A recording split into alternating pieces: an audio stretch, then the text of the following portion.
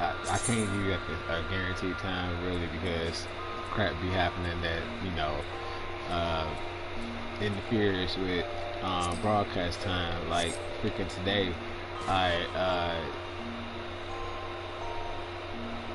I did some other stuff online. Um, went to the store a few times, and then I went to go turn it on like around 2 o'clock, 2 or 3 o'clock, and I noticed that it was still updating. And I was like, "What the heck?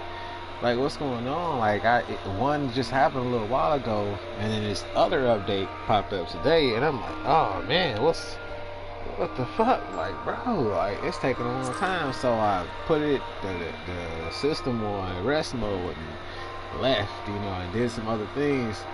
Um, which is going to the store or whatever. I had bought like some pineapple juice, and I was like, oh man, why didn't I buy more cans than that? Because I usually go through one per, you know, uh, quality time, with Mary. You know what I'm saying? So it's just like, what's going on? Because I'm like, I don't usually. Uh, um,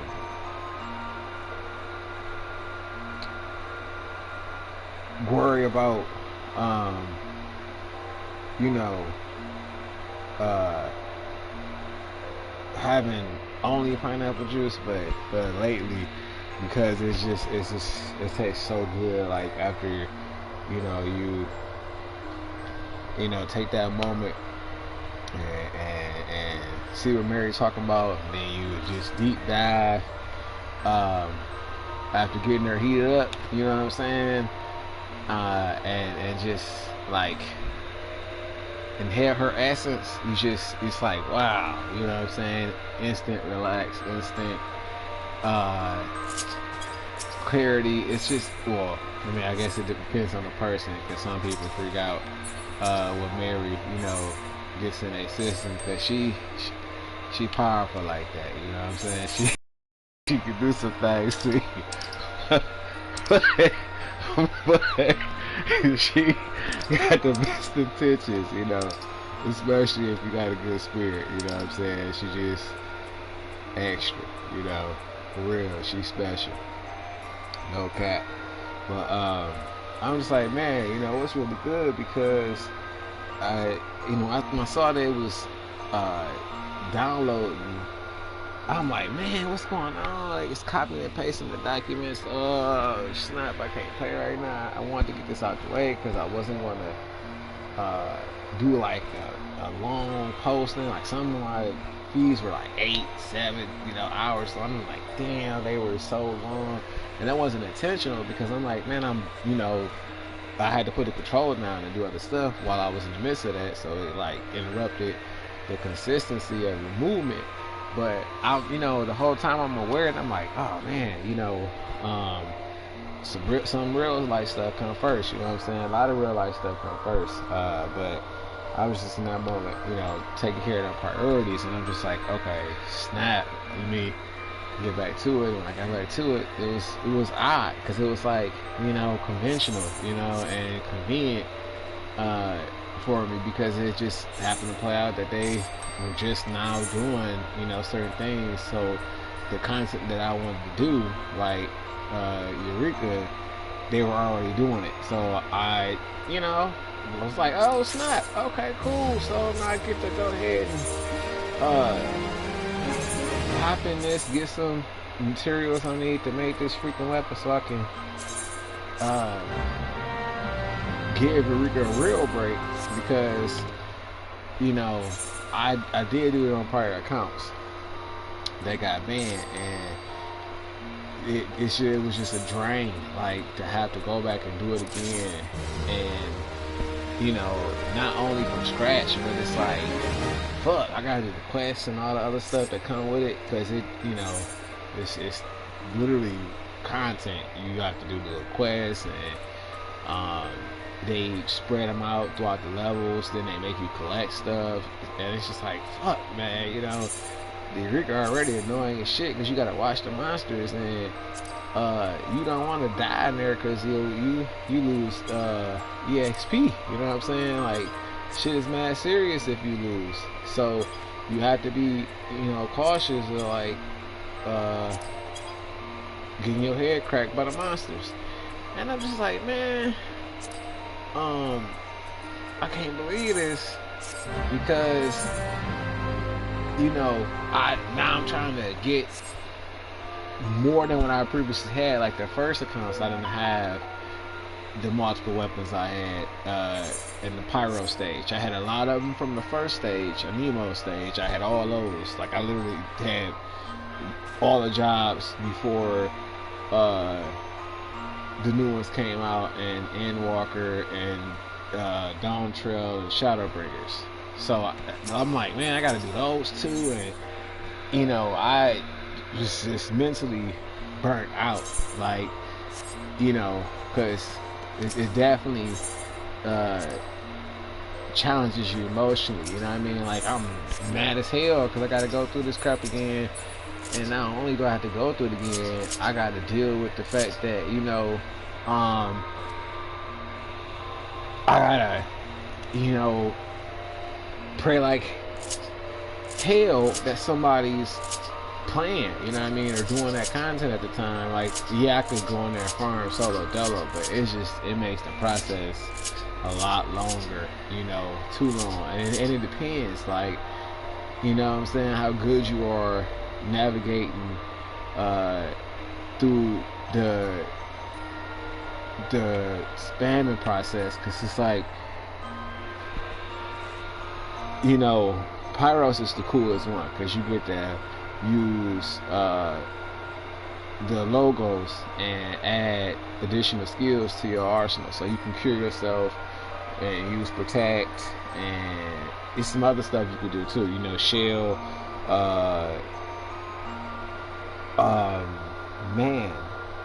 you can increase certain stats. You can even become invincible too. There's one spell that you can become invincible for a short period of time, and it's pretty dope. Like, you can do a lot more in Pyros than the first one, Nemos, and then Pagos.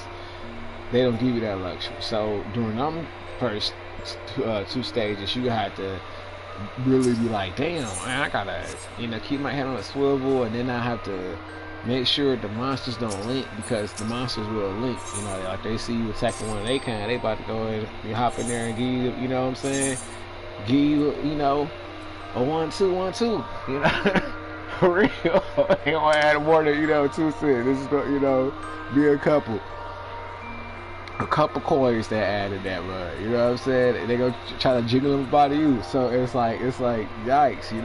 They will jump your ass. They will, slide on you, and it's not cool. You know what I'm saying? Because it's like, damn, man, I'm almost your homie about to get his head, chopped off. You're already like damn near gone. Now here you will come over here and fuck up some shit, and then it makes it really hard, because then you fight 2 monsters instead of 1, and the panic comes in. It depends on how you play. Some people keep that cool, but when the pressure on your ass is different. You know what I mean? So you have to adjust. But that places like that, because the gaps are so huge out, and like when you don't have the levels to attune to the crystals to teleport from here to there, it's like, oh shit, I gotta really tread cautiously, because if I die, what I mean, who gonna revive me? Because if you once you get to a certain level, like if you die and you hit return, oh, there goes on your EXP. You know what I'm saying? They about to snatch you, run your shit. So, you know what I mean? You're gonna be mad as hell when you like level 60, because I just went to that literally. Like, I had to keep my cool. I was about to flip out, man. I was like, what the fuck happened? Because I walked away for a second, and I thought I placed my character in a safe spot, even though there was no mobs at the time. But it was, my fault, because like we had cleared the monsters out, and then I went into a corner where they don't spawn at. But the thing is, like sometimes they like the monsters to wander over. Like, they may not spawn in that spot, but they may wander over when they pattern as they walk by, and if it's within range of their territorial assignment, they can still hit you. You know what I'm saying? Like when you get outside of a area, they range, they'll run back to their spawn point.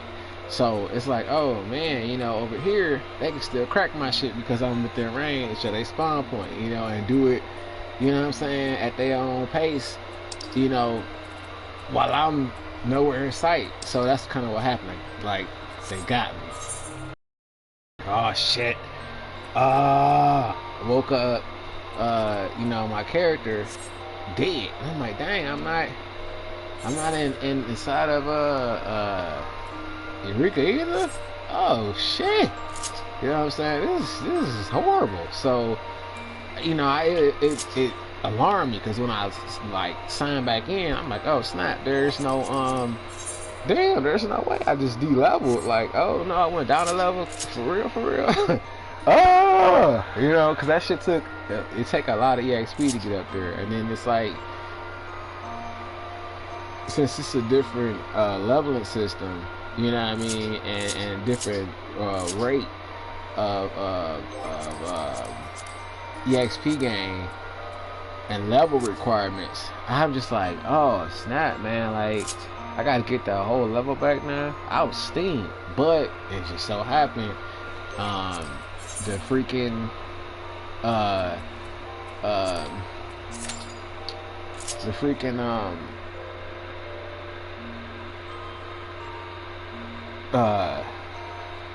Eureka Pagos and Pyros had, you know, traffic. So I was like, oh, okay.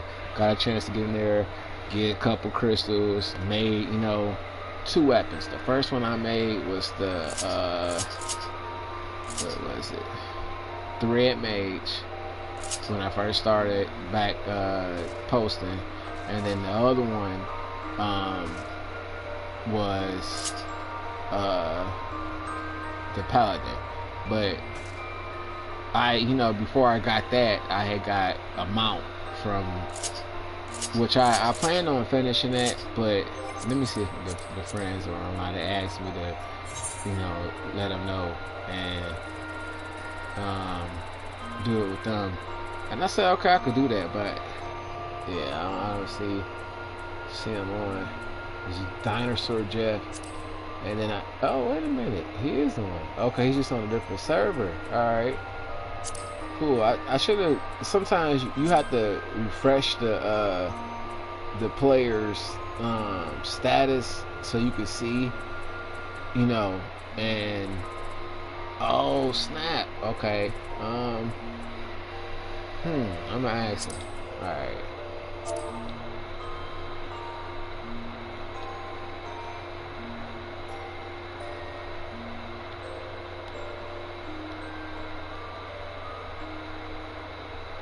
Cause I'm like, I'm so close to getting another one, and that'll be cool to finish that out. Oh damn, he's in the area where I can't. Wait, what? I'm gonna try it one more time. What? Damn. See, that's the thing, like about having friends that's in other worlds, like the communication. You could fix that. You could go to that world and send and tell, or you could do it. Wait, can I do a player search and send it? I'm not sure. Dang, I can't. I don't even remember his name. Shit. Okay, wait. Go back to friend list. And see, I hate that. Like, some of the barriers of communication make it hard to. Okay.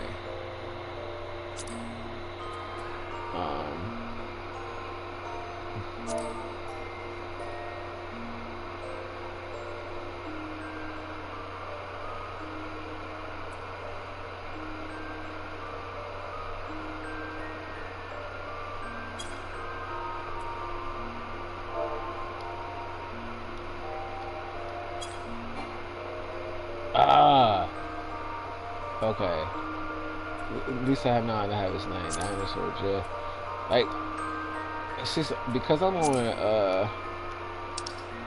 PlayStation. I'm trying to use the PlayStation controller to copy and paste it, but I don't know if I'm gonna be able to. Man, it's so much easier that way because like sometimes. Okay, I'll just do it. I know it's Dinosaur and then Jeff, but alright. Man, the hassle. Okay, wait.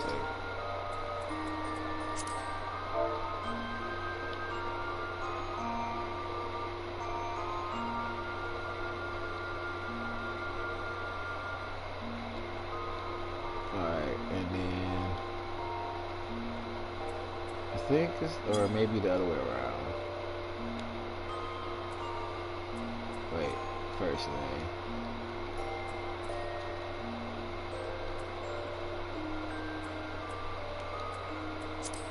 What is this class? Yeah, I'm just put on. Okay.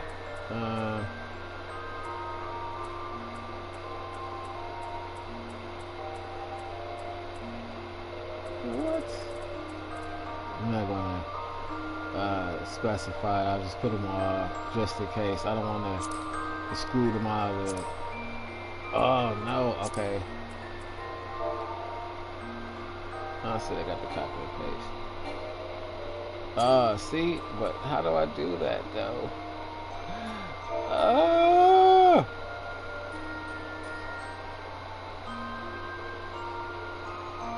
I spelled it right too.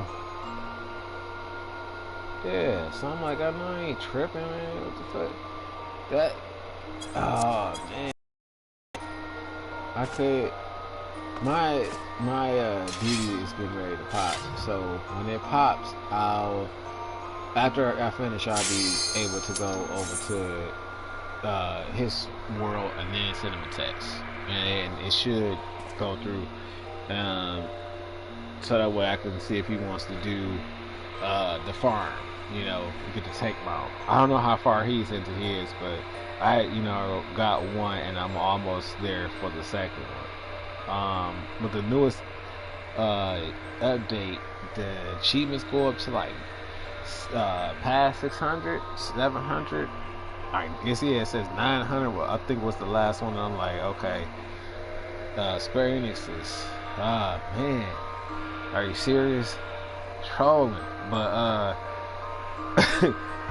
like 900 victories. Like, are you serious? You know what I'm saying? That's a lot, but you could do it fast if you just farm it every day. You do like 100, 200 a day. You could do it within 2 weeks time. A little before 2 weeks though, depending on how many you do a day. You know what I mean? Because it is taxing, man. That repetition, just spam and kill. It do tax like on your patience. But I'm just like, man, the amount you always have it. You know what I'm saying? Like it's with the count, and it shows. You get it in, grinding at the end. What do take a minute like to get that many wins. So I was just like, fuck, man. It's not so bad now with the level cap being as high as it is. That you can get a victory in like a couple minutes, and then boom, on to the next one. So it makes the experience a lot faster and tolerable because it's rough. I'm not gonna kid you out, like it's rough, man, like for real. But as long as you have people that are like level 80 plus in a party with good gear, then it's going to just fly by. Like you'll get the victories quick if you spam certain trials for the boss fights. But each one has different requirements, so you know what I mean. It's up to you which one you decide to go for, because like they want it to be like a trial that's over the level 60, extreme difficulty, you know, or higher. So it's like, oh, okay, you know, and then you have to have like 300 of those to get the first 2 months, which will for all the things. I just only one I have not done, and you know, up to the point of 2 months is the warrior, because I really don't. I'm like, it's a bear, like fuck, it's a bear, you know what I mean? And I'm not impressed. So I just planning to get it natural, like without you know, it being juiced up, you know what I mean? Like I'm gonna just, as I play with warrior and party event, I'll just keep it that way. But as far as being, oh shit, bam, hurt.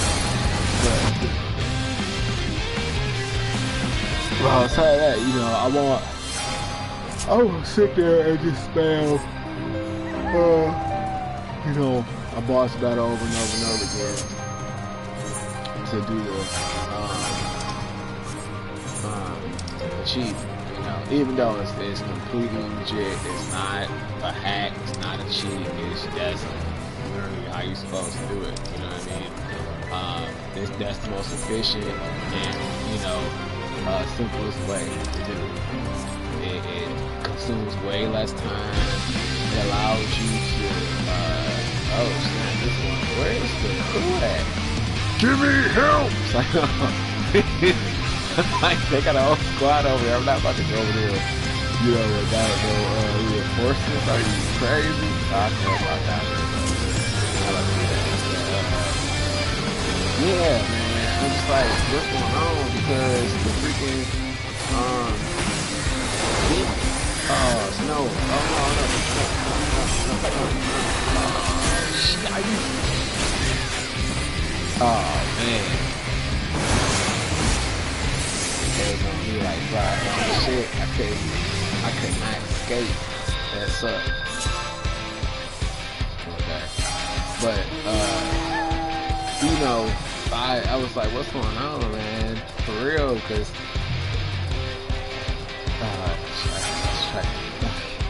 what man, I'm so like try to keep in mind of the objective of this one, which is like each PvP that you can get placed in, if you doing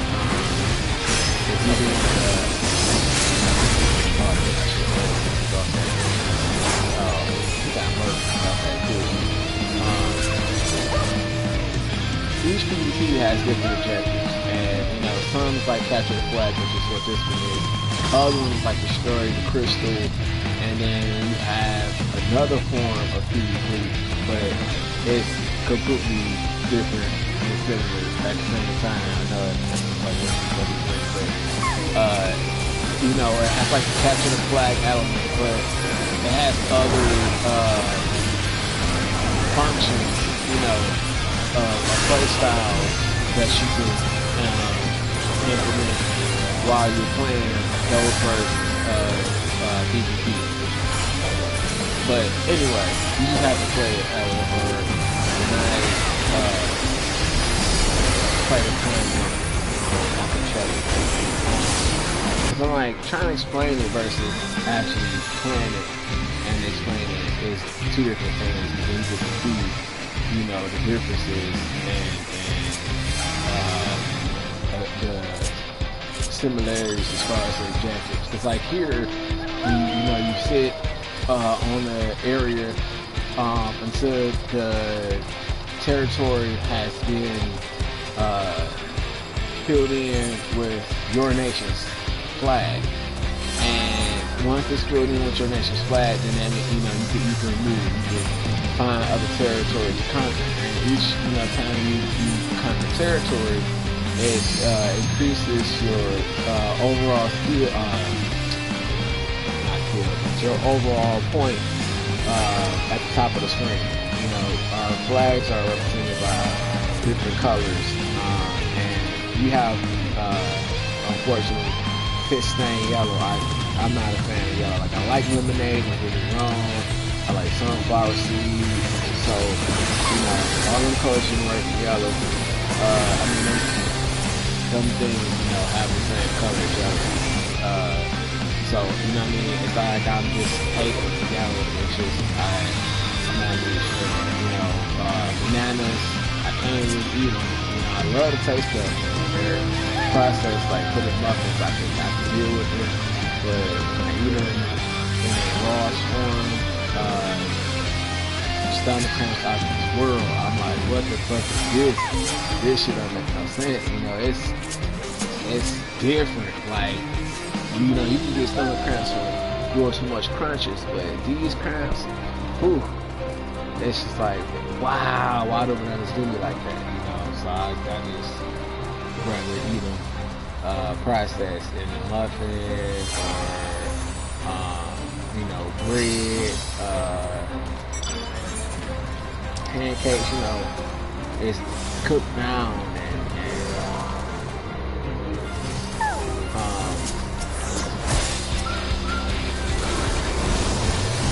mixed with other ingredients. I know it sounds fucked up because you're supposed to, you know, embrace food and vegetables in rawest form. That's how you get the nutrients, you know, the supplements you need from it. You know, the most and, you know, most efficient way. You know what I mean? Like, that's the best way to deal with your vegetables. But I'm just like, man, like, what's going on with this? What? But, anyway, I digress. I was trying to play earlier, and I had to wait for the fucking download. So while I was waiting for the update, finish download, I'm like, oh gee, I got online, I was like on YouTube for a second. I was looking around, cause like, since I check out the content of like Final Fantasy 11, and I have Final Fantasy 14 content on my feed, you know, it generates random tubers, you know, and stuff related to that. So I was like, oh man, somebody's live, you know, and I'll check them out, see what's going on. If they're playing something that interesting, because it doesn't always have to be Final Fantasy related. It could be, you know, Street Fighter, it could be Metal Gear, it could be, you know, anything from software, even though I still haven't played Elden Ring and I haven't played Dark Souls. I'm like, I'm just sticking with the potential, you know, franchise, because the Sekiro literally is tension. It's tension re-scheming, you know what I mean? Literally, and polished as far as the combat. Like, I love how the combat is in Sekiro. It's smooth, it's simple, but it's also very complex, because you can string together different weapons to form, you know, smooth combos that it's like, damn, you know, I can really do that. Like, say for example, if you unlock the Buddhist style and you start to level up, you get martial arts, you actually can do like kick combos, punch combos, you know, as an attack, like as one of your special attacks, and you can you know, finish with your sword, and it's like, oh, that's fire. And usually, you know, with those that combo attacks, you break their posture, because Sekiro has a posture mechanism that controls the battle, you know, for both sides. Like, your posture can get broken and they can clearly strike you, and it most of the time it's gonna kill you. But if you survive it, if somehow, some way you survive it, you know, you can retaliate and get them back by breaking their posture. And you can rebuild your posture if you rest, posture bar by blocking without receiving any damage, and by just hightailing it, running for your life. You know what I mean? Get the fuck but you can recover your posture. Sekiro has so many different layouts and things. It's hard to tell, like what maybe left on something. Like you can run a layout and then, cool. As soon as you finish that layout and you like track in or make progress into harder areas, it's like, oh shit, because enemies have combos and they can learn you. Like Sekiro is crazy, but anyway, it's set up. It's just like Tenchu. Like Tenchu was a game on the PlayStation a long time ago, and it had these three ninjas: Yukimaru, Yane, and Katsumaru. They would come to trying to think of that clan, Azuma Ninja Clan. Highly trained stealth assassins. Like it wasn't on no Naruto shit where they make a announcement who they are. Like you won't see them. Like they're the type of people like the Amus would be. You won't see them coming. They just gonna murk you and it's over. You know what I'm saying? That's the type of ninjas they were. And they have like Ninpo, and that's the crazy part about it. They actually have Ninpo and Ninjutsu that you can use. You have this light scroll that allows you to use the jutsu that makes you like kind of like slide. It's so dope. It's like you're like, if you ever play Dragon Ball GT Carnival, when you hold the R1. Damn, we came in third. Okay. When you hold the R1 button, it allows you to perpetuate the character forward, and it slide like motion, but you're hovering in the air, and as you're moving, in the direction you want to go, while holding the R1 button, you're kind of like projected, and it's like that. It looks just like the animation. It's like you're hovering in the air and you're pushed forward by some unseen force. It's just pulling you, towards the whatever destination. Fire. Then you have a camouflage jutsu where it's in the form of an item, but really it was like a ninja's tool. You know what I mean? Like that was their way of giving you ninja abilities, but they put it in the form of items and shit. Because I guess limited, tech, or limited memory space. I'm not really certain, but they dumbed it down like that instead of it like being assigned to a button or a skill you can unlock.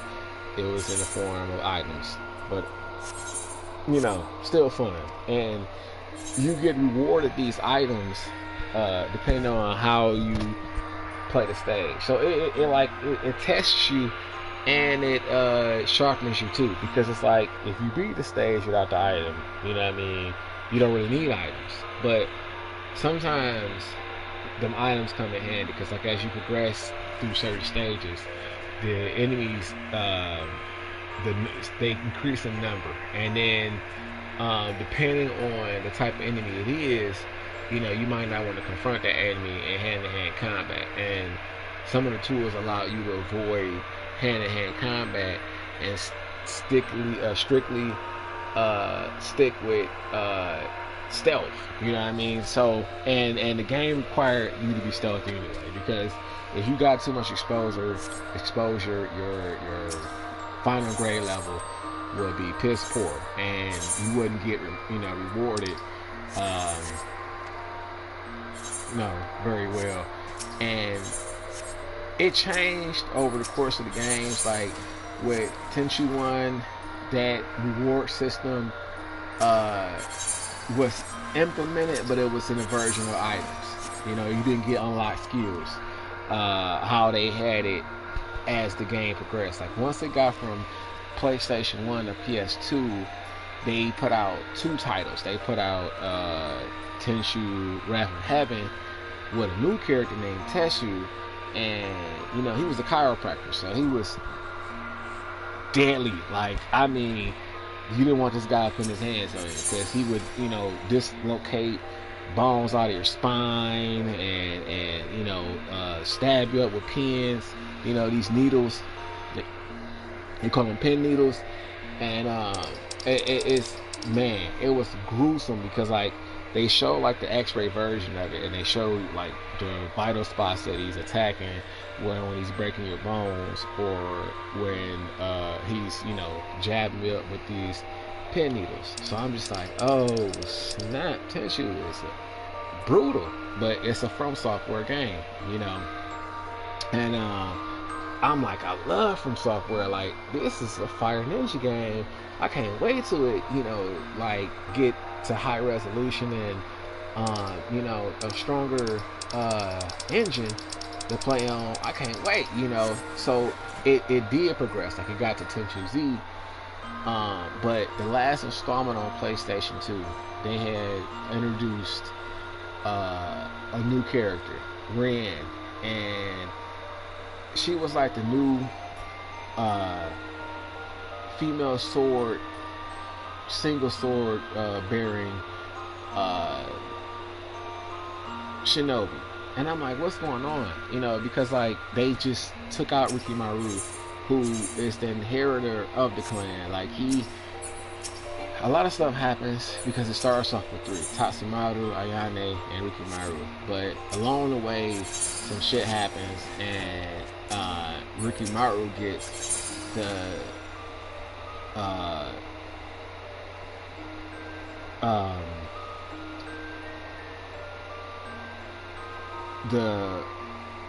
possession of the Azuma Ninja Sword's Master Sword. Like, they give them, it's their symbol of the clan master. Once you have it, you have the respects of the title. So Tatsumaru gets it first, and he's out cold. Like, it's the shit. They release it backwards, because they give you Tenchu 1, which is when Rikimaru is the sword's master, and Ayane, is the upcoming inheritor. Like, if anything happens to Rikimaru, it's gonna get passed down to her. And in this version, Tenchu, Ayane she's cold-hearted. She's ruthless. She's deadly. Fierce, swift. She's not there to have any kind of mercy. You know what I'm saying? If her objective is to kill, it ain't shit you can do. It's over with. You know what I'm saying? That's what she gonna do. She don't play. But before that, in Tenchu 2, she was younger, and they show her more, emotionally accessible and willing to, hesitate with her assignments. Like, she just had, this like very gullible, sensitive side that you could see. Like, she cuts it off after the events of 2. Like, once you finish 2 from the beginning to the end with all different characters, you get to see like how each person's timing affected each other. Like, with Tatsumaru, a lot of stuff happens with him, because I don't want to spoil it for you. It's just a big part of the game, so I'm not going to say exactly what happens, but I'm just going to say, you know, what I can to ensure that the experience is still fresh. You know what I mean? Like, you could be aware that some things are going to happen, but you don't know what's going to happen, you know, which gives you the still, like, oh snap, you know what I mean? But the events with him change, you know, the whole clan. So it's like, oh snap, you know, what's going on? Because now, you know, the ball game is switched up with the clan dynamics, and you know, they have to take action. So it's just a lot of stuff transpires, and then after that, Tasamaru, it's like not shown in 3, which is, so it's like, what happened to him, you know, because they confirmed that, you know, he is alive on the end of 2.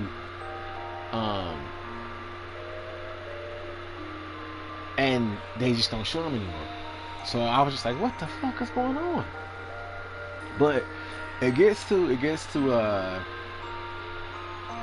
Fatal Shadows. Fatal Shadows is like after Wrath of Heaven, and Tenchi 1. Because now it's like Ayane, she is now, you know, independent from I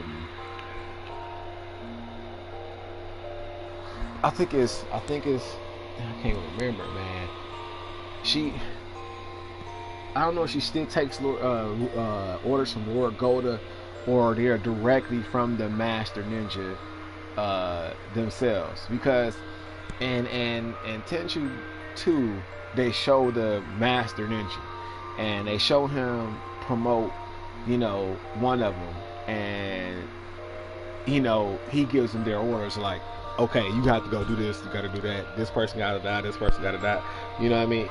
He gives them their orders. And then after that, like, they showed in Tenchu 1, you see them working for Lord Golda. So it's like, okay, what the fuck is going on? Because, you know, they because of the time skip, their master changes. So I'm like, I don't know where they're at, and for like who Ayane is taking orders from, or if she's independent, like she's just working with the mindset of killing bad people, you know what I mean? Because like a lot of stuff happens, and I can't remember, you know, which events took place after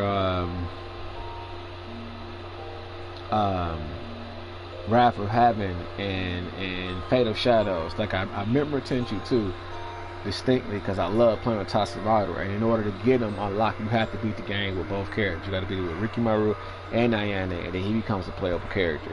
And it's like, you know, it's a great build up too, because the game is different playing it with each character, like the styles, the speed.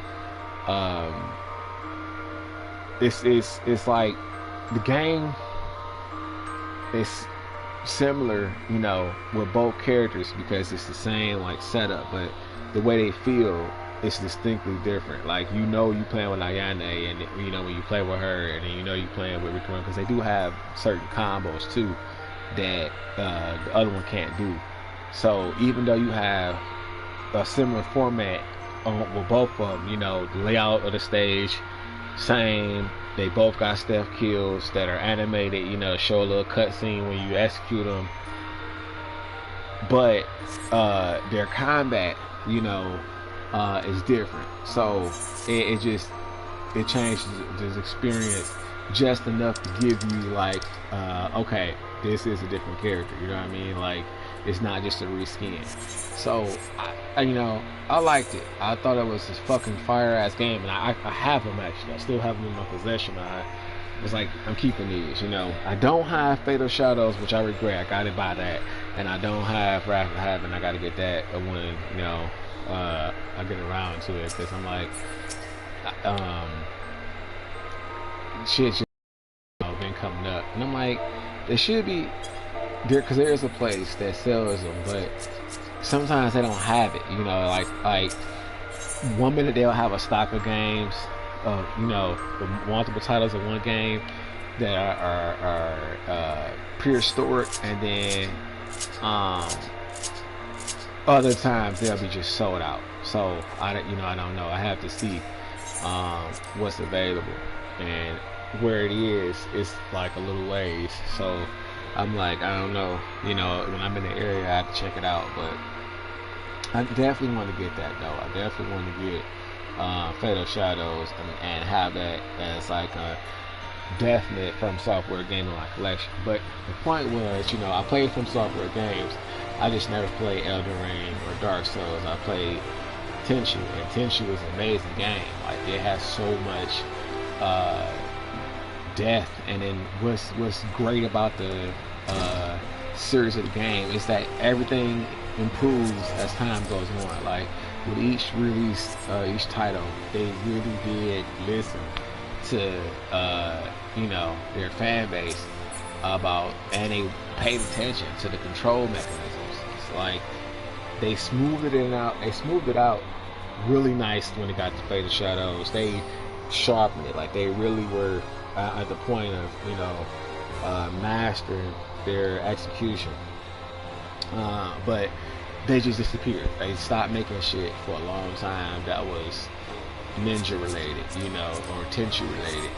Then Tenchu Z came out. Then I'm like, okay, Tenchu Z is like, what the fuck? You know what I mean? Because now you see Yurekimaru in front of you, like, so you ready to do some shit? You know what I'm saying? Because I got plenty of missions for you, but they end up, being very similar from the last one they gives you for quite some time. So they start changing up the terrain and making, you know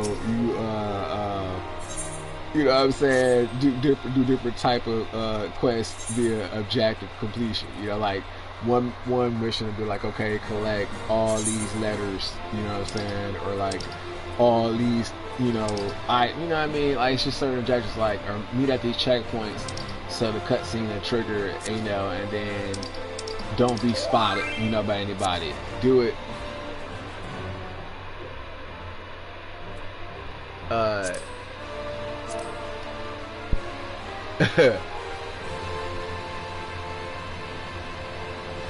Let's see.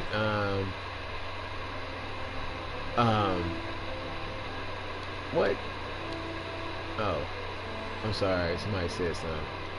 Okay, but you get a lot, from the Tenchu experience, and it just once they put out Z, they're like, okay, here you go. This is for 360 and PS3. You can make your own ninja now. Now that you done got your time, playing all the games that we had with our main characters. Now we're gonna let you be in the center of it all and make your own ninja, so you can shine like the ninja you are. You know what I'm saying? Just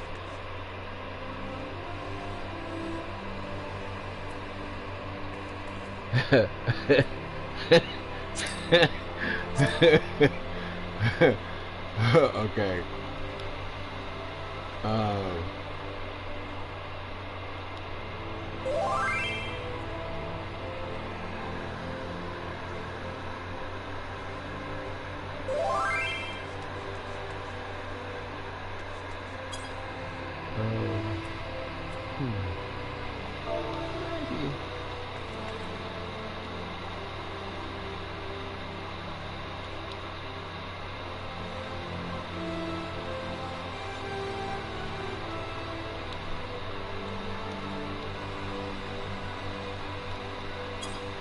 Alright. Man. What was that saying? I can't think. I was trying to do two things at once, and my train of thought switched up. I know it was about the freaking Tenchu series, but oh yeah, the combat, the progress, Z. So it got you to the point to where you make your own character, and well, they took pride to that point. And as you play, you know, you acquire more growth points. That's what I'm gonna call them. Oh, okay. So he's on.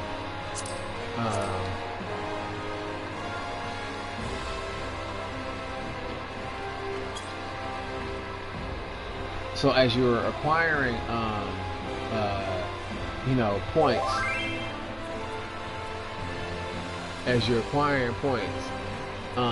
for the level, you,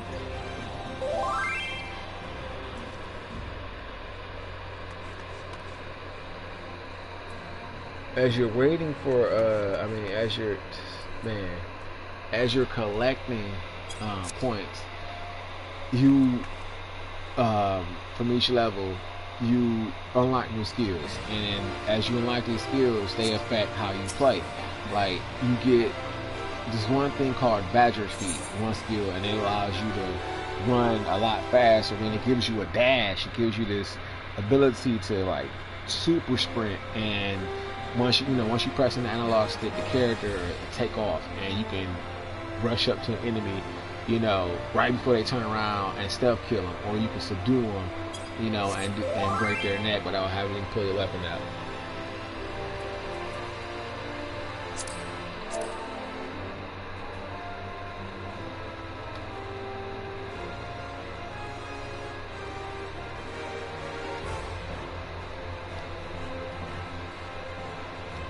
But yeah, so I was just like, what the fuck, you know? They're making progress. They're winning right now. Like, I know they're gonna come out with one for the PS4, and sure enough, not yet. Oh, okay, cool. Like, I was really disappointed. I was like, damn, bro, like, what? You know, I'm like, okay, ZEE is fire. I actually own it. You know, I still play it to this day. Well, for some odd reason, I can't connect my 360 to the internet, so that's one of the main reasons why I haven't got on. I'm going to eventually get it together to see what's going on. I'm going to take it to a retro store to see why it's doing that, and then you know, get online and recover my gamer tag, and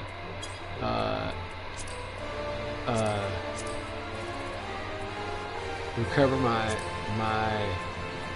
gamer tag, and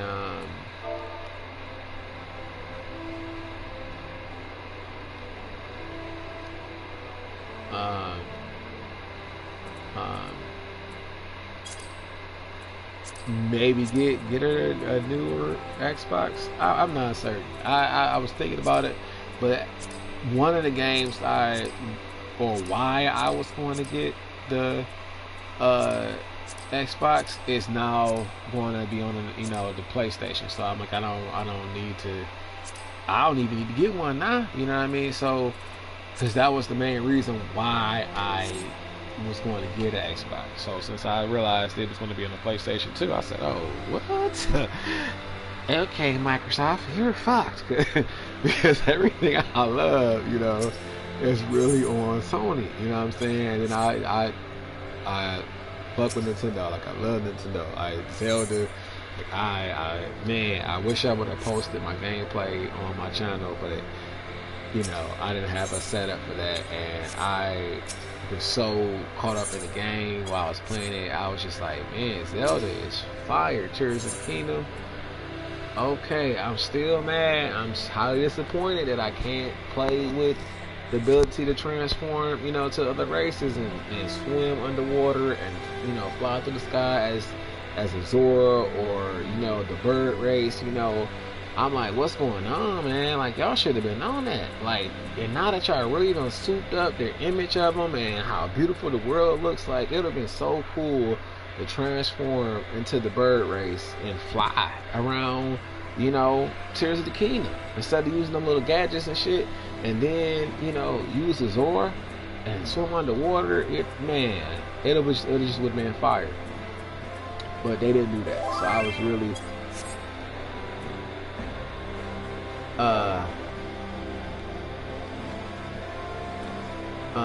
really upset. You know, that what the fuck, where'd he go? I was really upset that you know, they didn't do that. I was like, damn, I thought for certain that was going to be, you know, one of the mechanics that they were going to put in there, because the game is enormous. It's so awesome. Like, I was really blown away at how big it is, and the you know,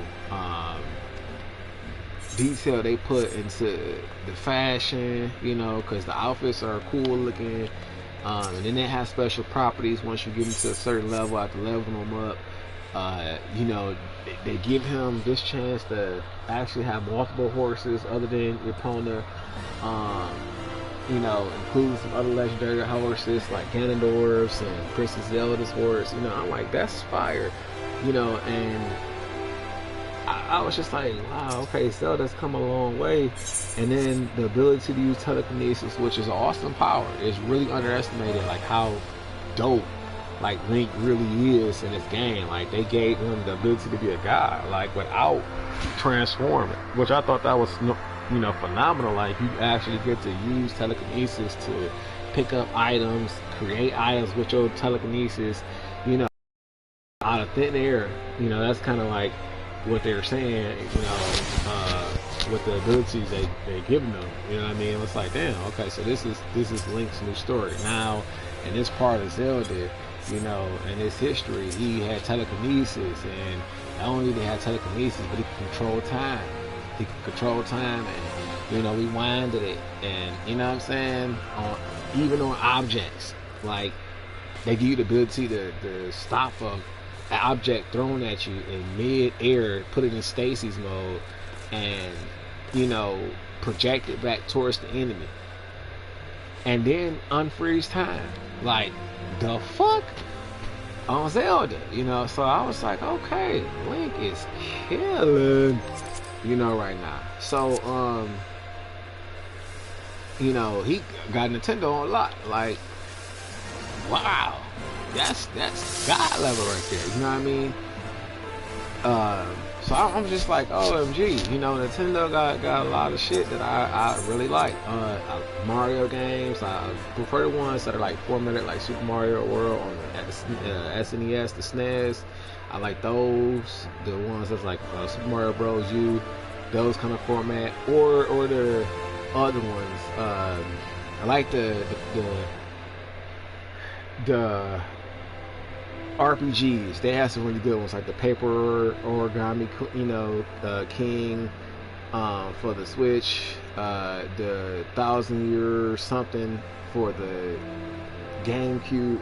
Like, those were a lot of fun. And this Curse of the 7 Stars, which I actually own that on my Wii U, fire, you know what I mean? So I look forward to Nintendo's products. Like, I can't wait to see Zelda, you know, with the Nintendo Switch's capabilities, you know, world, because they come a long way. Like, they give you a huge world that has 3 layers to it. Like, that's some shit that people need to get their mind, you know, they got to get their mind right, because that's like a lot of exploration.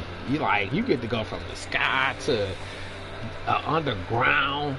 So if that was water, if that was an ocean, you know what I mean, you will have all this ocean exploration, you know what I mean, giving you 2-3 different terrains to travel on. But they made it underground, giving you the ability to fly underground to experience weather conditions. Like, mind blowing, you know, how much stuff is in there. So I really was like, damn, Zelda, I'm glad I, you know, waited. I'm glad that they made it worth the wait, because it took forever for them to come up with that game. It took such a long time. for Tears of the Kingdom to come out, and I was just like, I was, was mad as hell. I had to switch because I thought, they weren't going to come out with one. That's how long it took. And then they finally, brought that out, and I said, okay, cool, man. I was worth getting the Switch now. And I got really far, and then I stopped playing, and then I ended up, playing other games like Bandit 3. But my point is, I definitely keep track with Nintendo and Sony. Xbox, I really don't, because there was no reason to, except for one game, and now that it's coming to Sony, I really don't have a reason to get the Xbox, except for Killer Instinct, because Killer Instinct, I love that. Like when I used to hang out with a buddy that I was playing this account with originally when I first started up, like when I played with the buddy online, I didn't stream it, and I was like, damn, because we played a lot. He was on level 1, and he got to 20 on Black Mage, 30 on Black Mage, and then 20 on Monk. And I was like, okay, bro, like, dope. And he was just at the level 15 dungeon, as far as the story, because I took him to Palace of the Dead, and I was like, here, look, bro, this will help you out a lot, level it up here so you will have it, you know what I mean? So like all your challenges will be easier to accomplish, now that you got the higher level gear and the higher level. So we did that, and it was pretty fun. Like for a little while that we did play, and I started putting it online. The last video, well, the only video that I have with us online was the last time I spoke to him. So I was like, damn, man, yikes. Now I was thinking like, okay, I'm gonna just start playing Final Fantasy until the buddy come back, because that was our plan. But I'm like, you know what, I do like the game, and I originally had my account, to a certain, level, as far as gear and accomplishments. And I said, okay, well, I could just work on that, because he already knew that. Like when we were hanging out in person, I used to bring my console over to his house, and he'll see me playing it and be like, oh damn, bro, like, oh snap, is that the mount from or the wolf from I can't remember the name of the game, but it's like a painting game, and it was on the PlayStation 2, Kami, and I was like, oh yeah, it does look like a wolf, we were like having this whole full-fledged conversation about how dope the game was. I'm like, yeah, Kami was I think it's a Kami. I gotta do my research because I can't remember, but I think it's a Kami. I was like, yeah, this game is fire, At first I was shocked, like they actually made a game where you this wolf and you have to paint. Like, what the fuck? And like every like world you went to and cutscene, it was like watching art. It was just really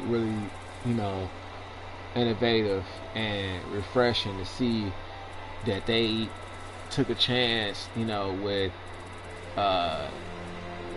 Chinese art and made it into a game. You know what I mean? I was just like, okay, cool. I dig it. I love it. And I rented it when I used to work at this electronics store, and I didn't even play it. Like, I turned it on, I start the game, and then next thing you know, took it back to the video store. I was hit, man. I was doing other stuff at the time.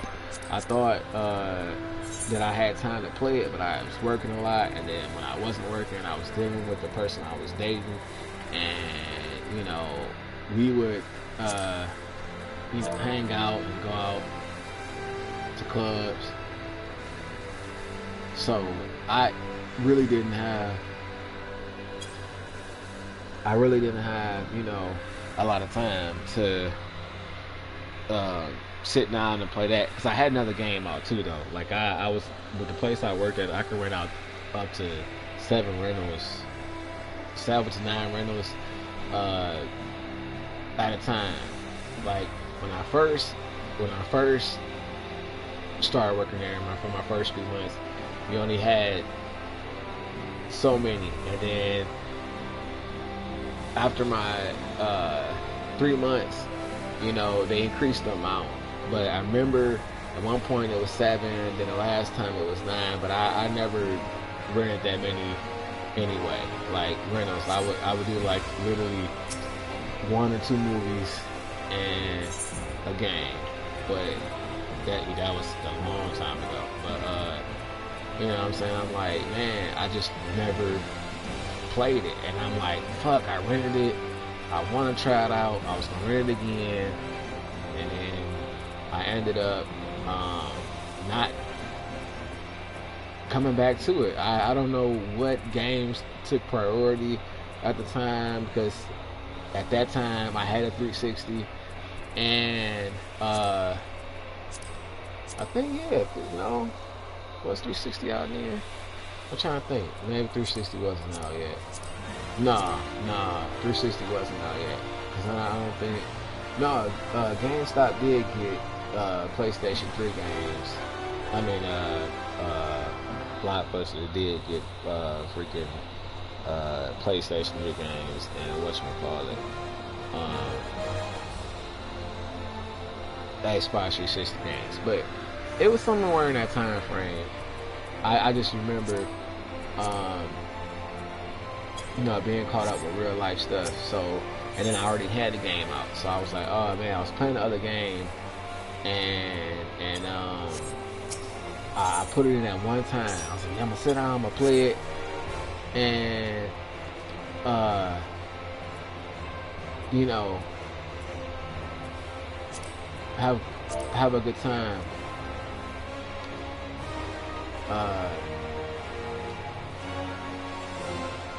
But I ended up just letting it hang. I was mad. I was like, damn, I rented it. I had it for a whole week, but I didn't even touch it. It's set in the PlayStation, unplayed. I couldn't believe it. But yeah, that was that experience. But I'm like, yeah, you know, Kami, it does look like the wolf. I think that's where, you know, they got the idea from. But we were talking about that, and then, you know, he was like, is it just that one, or, you know, is it the other ones? I'm like, yeah, there's like a whole lineup, you know, 6 more of them, and then it unlocks a bigger amount. He was like, wow, okay, that's pretty fire. So we were just going back and forth about the game, and I'm like, okay, I didn't post that. I'm like, damn, yikes, you know what I'm saying? So, but the video that I did post,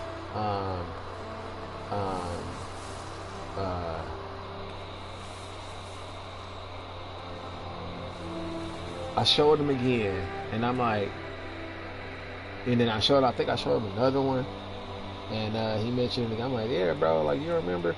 But anyway, we did a little bit of Pass of the Dead, and then something happened. I don't remember. Like, I think I had to go to work or something, because I remember I had to cut the video short, and he was like, yeah, well, you know, I'm gonna be up all night, so when you come back, you know, just hop on. And I came back, I looked online, and I think I seen him on, he was playing something, and then we hopped back on, and then I'm like, damn, bro, I gotta work in the morning, so I gotta cut it short. And I could have, you know, put that feed on there, but I didn't do that. And I said, damn, man, next time I want to film it. And then that last time is when I filmed it, and you know, we didn't play again. But I said, okay, since I had that account before, and when I used to come over there, you know, and play it, he was like, you know, I can't wait to get into the game and get my own mouse. And I'm like, yeah, man, it's just a lot of shit you could do, bro. And he was like, well, usually I see you traveling across the different maps. And I'm like, yeah. You know, that's when I was actually going through the content, trying to get out of Stormblood. And, you know, he was watching me play that. And he was like, damn, bro, well, how did you get so many mounts? And I'm like, oh, I just made light work of the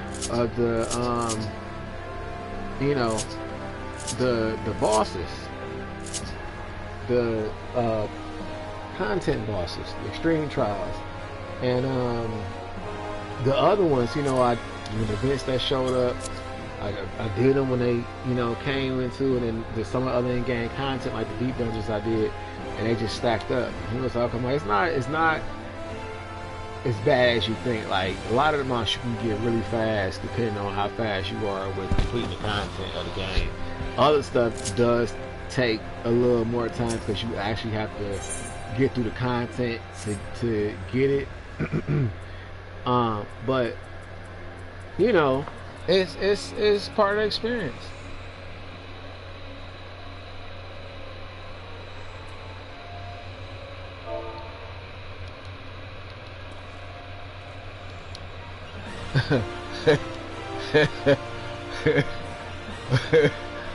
But okay, wait a minute.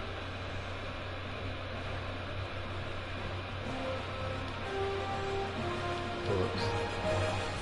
But yeah.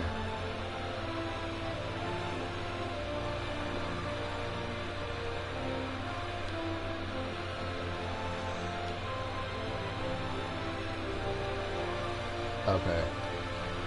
But anyway, like I was saying, I just don't want to. I mean, I just didn't want to just abandon the account after that. So I continued playing, and then I'm like, damn, I got all my stuff back plus then some, and still haven't heard from my friend. Seen the auntie at the grandma. I said auntie, man. Seen the grandma at the library, and I said, oh, okay. Cool.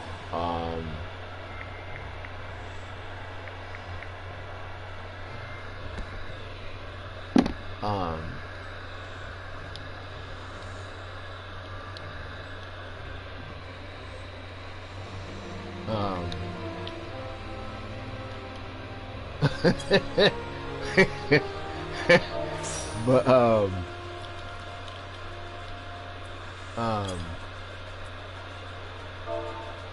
yeah, I was just like, OMG, like I don't want to let the account just go to waste. And I started playing with him. Like, when I started playing with him, we were making the same progress, and then he got sent to assignment, and he wasn't on, line for a while. So I was just, I kept playing. I was playing, and I'm like, damn, I went through the first 2 expansion packs already. Cool. It was weird because I tried to pace myself. I was like, I'm not going to leave one expansion pack until I do all the content in each one. Once I got all the trial mounts, all the deep dungeon mounts within that expansion pack, then I go to the next one. So I'm like, on that, and next thing you know, I ended up all the way to Stormblood, and yet still I didn't see him. And finally I got to Eureka, and I was like, okay, I'm gonna pause my progress, that way it'll give him time to catch up, and I just haven't played past that. So, because I don't want to be like, damn, I done did all the content, there's no...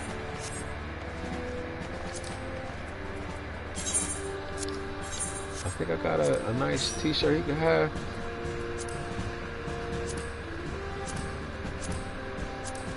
He can have these boots. I thought I had a Pagos. Damn, I don't. Okay.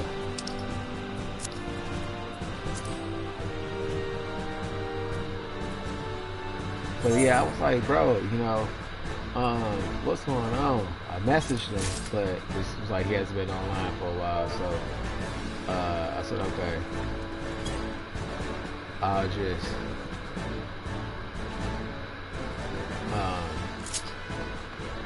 you know, I'll just catch him. I catch him because, like I said, I caught his auntie at the library. I was like on the computer doing some stuff. I was in this other city, and you know, I was like, okay, they got a library over here. I could swing by. This is, you know, one of them times where I didn't have my laptop on me, and I'm like, okay, let me go use the computer real quick, and you know, head back. But while I'm, you know, on the computer doing what I'm doing, she saw me, and I was like, oh snap, you know, is that her? Because she like got really small, you know, she was a real roundy woman, and she had slimmed down a lot. I was like, damn, like, she looks nice. Like, is she, what she got going on? You know, she exercising or something? You know, like, she walking a lot. Like, she has really slimmed down a lot. And, you know, showing us, so she's like, I've been doing a lot of walking. I you know, be so worried that, you know, he's not gonna come home, and I just get to walking and walking and walking, and I'm like, oh shit, damn. Like, she really is worried, you know what I'm saying? Because, you know, she used to be a lot more rounder. So I said, okay, you know, it looks nice though, and she like, you should come by and visit, you know, stop by, and, you know, give me some company. And I'm like, woman, you already popular, you got a lot of friends, you know, and the neighbors know her, you know what I'm saying? So I was like, I'm like, you don't need, you know, me to come by and, you know, kick it with you. And I thought, like, damn, you know, maybe I should just go and say, you know, hi, see how she doing, check in every blue moon, because it's been a long time, you know what I mean? Like, when I seen her, that was a long time. That was like a year separation of seeing her. I used to see them a lot, but it went from a lot to, you know, a whole year went by and didn't see her. So I was like, damn, you know, okay, but she's a cool, real cool, you know, lady. So I was just so surprised, like, you know, what the fuck, you know what I'm saying? Because she, like, when I was dealing with her more, you know, on a more frequent basis, she was always really cool and you know, like, welcoming, you know what I'm saying? At first she used to be like, who's that guy? And then after a while, you know, when she got to know me, she opened up, and it turned out to be real cool. And I was like, okay, what's going on? It's a 180. But you know, it was just like, okay, cool, you know what I mean? Like, now this lady, you know what I mean, is really like, hey, come here, you know, let me tell you something, you know what I'm saying? This is what's going on. And it was crazy because, like, I got to know, you know, like, what was going on within the city, and, you know, like, what rest, you know what I'm saying? And I'm like, damn, but she was really involved in that kind of stuff. Like, she kept track of what go on in the city, and I'm like, man, I don't even know about what's going on in Detroit unless it's the Techno Fest, you know, downtown, or Summer Jam, you know what I mean? But other than that, I don't give a fuck, you know. But she was like, yeah, that's going on. I was like, okay. She ended up you know, give me reason to keep tabs on what's going on in the city, because this particular city actually supports, you know, like itself. It hosts events and shit. Like, you know, they'll have chocolate or walk where they'll give out free chalk and you know, art utensils so you could draw on the side, and they'll have like discounts, you know, at the restaurants, and you know, free stuff. Like sometimes, like if they do the wine crawl, they'll give out free bars of chocolate and wine if you're of age, you know, so you could be fried on the streets, you know, on a hot summer day. Like, they really do a lot of stuff, you know, for this city. And I was like, okay, cool. Like, I didn't know they were so, you know, animated, you know, literally, like, they're live. Like, that's, Detroit has its moments, they host stuff too, but they do it every month. And then there's, you know, ironically, there's a lot of stuff that goes on in Detroit too, though. You just have to know where to look. Like, there's concerts that go on a lot sometimes in downtown or Ferndale or Royal Oak, but that's still considered a part of Detroit. And you know, it'd be cool bands. Like, I remember seeing the Cults in Ferndale in person, and her voice was amazing. Like, you know, there's some people that, like, when you hear them on a CD or something on the radio, they sound, you know, like heavenly. And then you hear them in person, it's like, wait a minute, what the fuck? You know, did they doctor all that shit up? Because I'm like, this don't sound nothing like what I heard on the radio or on the CD. Like, damn, am I tweaking? You know what I'm saying? But yeah, they be on that kind of bullshit. And I was really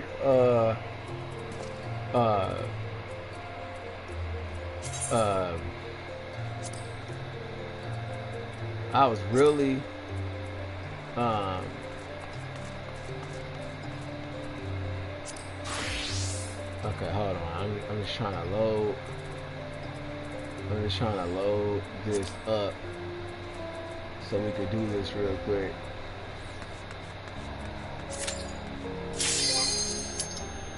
Okay.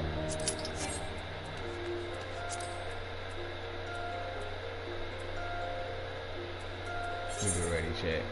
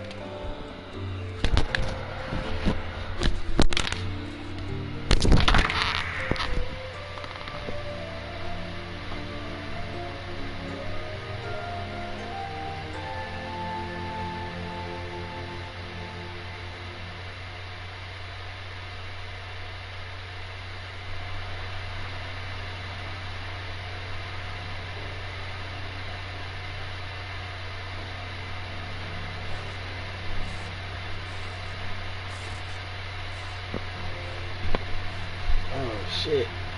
Okay. Oh man, I hate being congested. It just feels so bad, man. Sinuses be filled with mucus, man.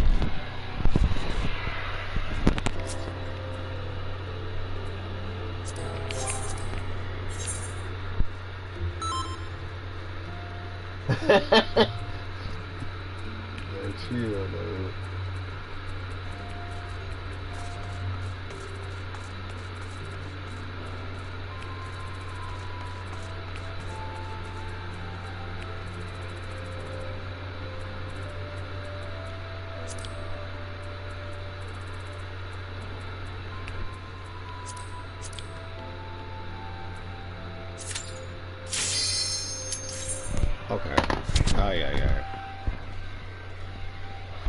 My bad.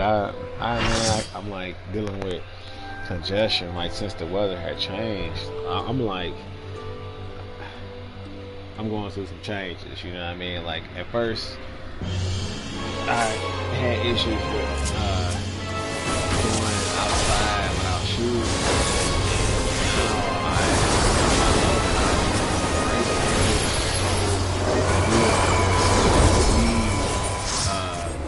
You know, out of your home and out of your shoes and your socks, and just let your feet breathe and absorb, you know, some of the nature around you. Like especially when you stepping into clean grass and the sunlight, it just feels so good. Like I recommend it. Like I strongly suggest it. Like, you know, do it at least twice a week. Every time, you know, you want to relax, especially if you are a person who, you know, kick it with Mary Jane, man, sit right out there in the grass, in the sun, feet touching in, get married to business, you know what I'm saying? I was like, man, you know, it's a really relaxing feeling to sit out in nature and to walk, you know, barefoot, to really synchronize, you know, your chakra with nature, because your feet are like antennas too. You know, they absorb energy. That's how they can sense texture, you know, humidity, temperature. You know what I mean? Like, they're sponges, so that air is necessary.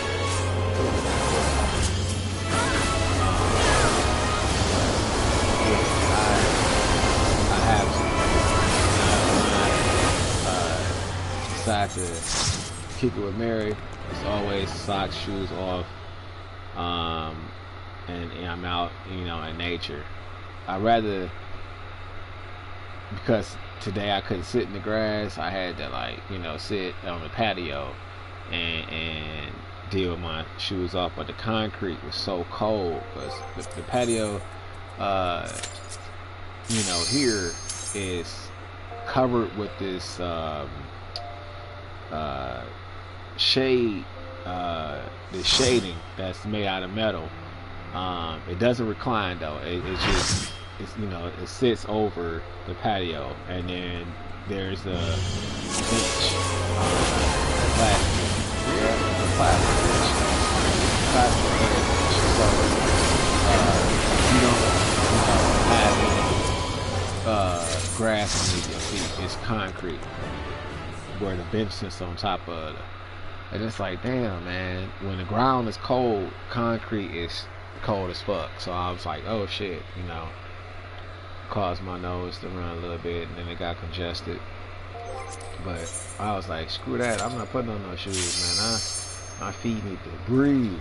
Like having a rollerblades on the day before that 2 hours, that shit killed me. It had me sore this morning. I'm like, oh no, but I'm gonna, you know, get back to that rollerblade. I want to do it at night because it's so much better rollerblade at night, because you get the coolness from, you know, the sun being down and the breeze, you know, and if you sweat, the temperature is a lot more milder. You know what I mean? Like, it's not as heavy and intense as it is, you know, when it's, you know, hot outside. But Michigan isn't reliable for consistency, so it could be hot, you know, during the day and shift dramatically. So I still like kind of dress with that and like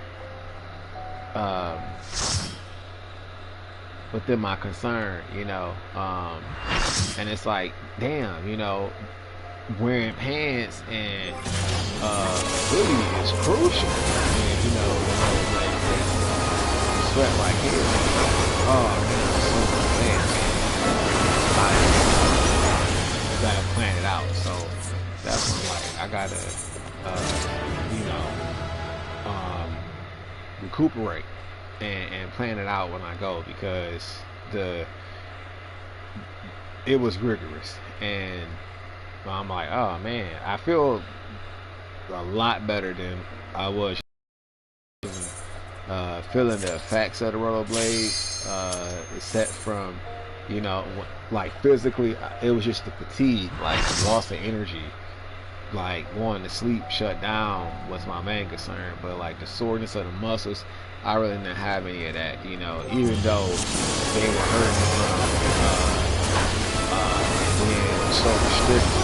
But for me, I had to really tight, and I don't like having that room of instability. Like when your blades are too loose, right? When they're not clean to your ankle, it doesn't keep the blade snug fit to your foot. It'll shift.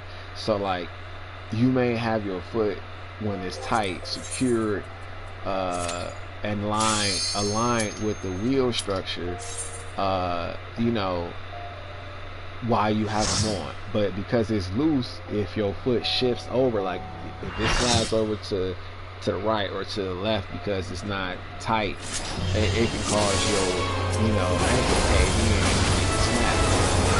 So I'm like, oh no, I don't want to do that. Like, it's very, rollerblading is a lot of fun, and it's definitely a huge improvement on your mental once you've, you know,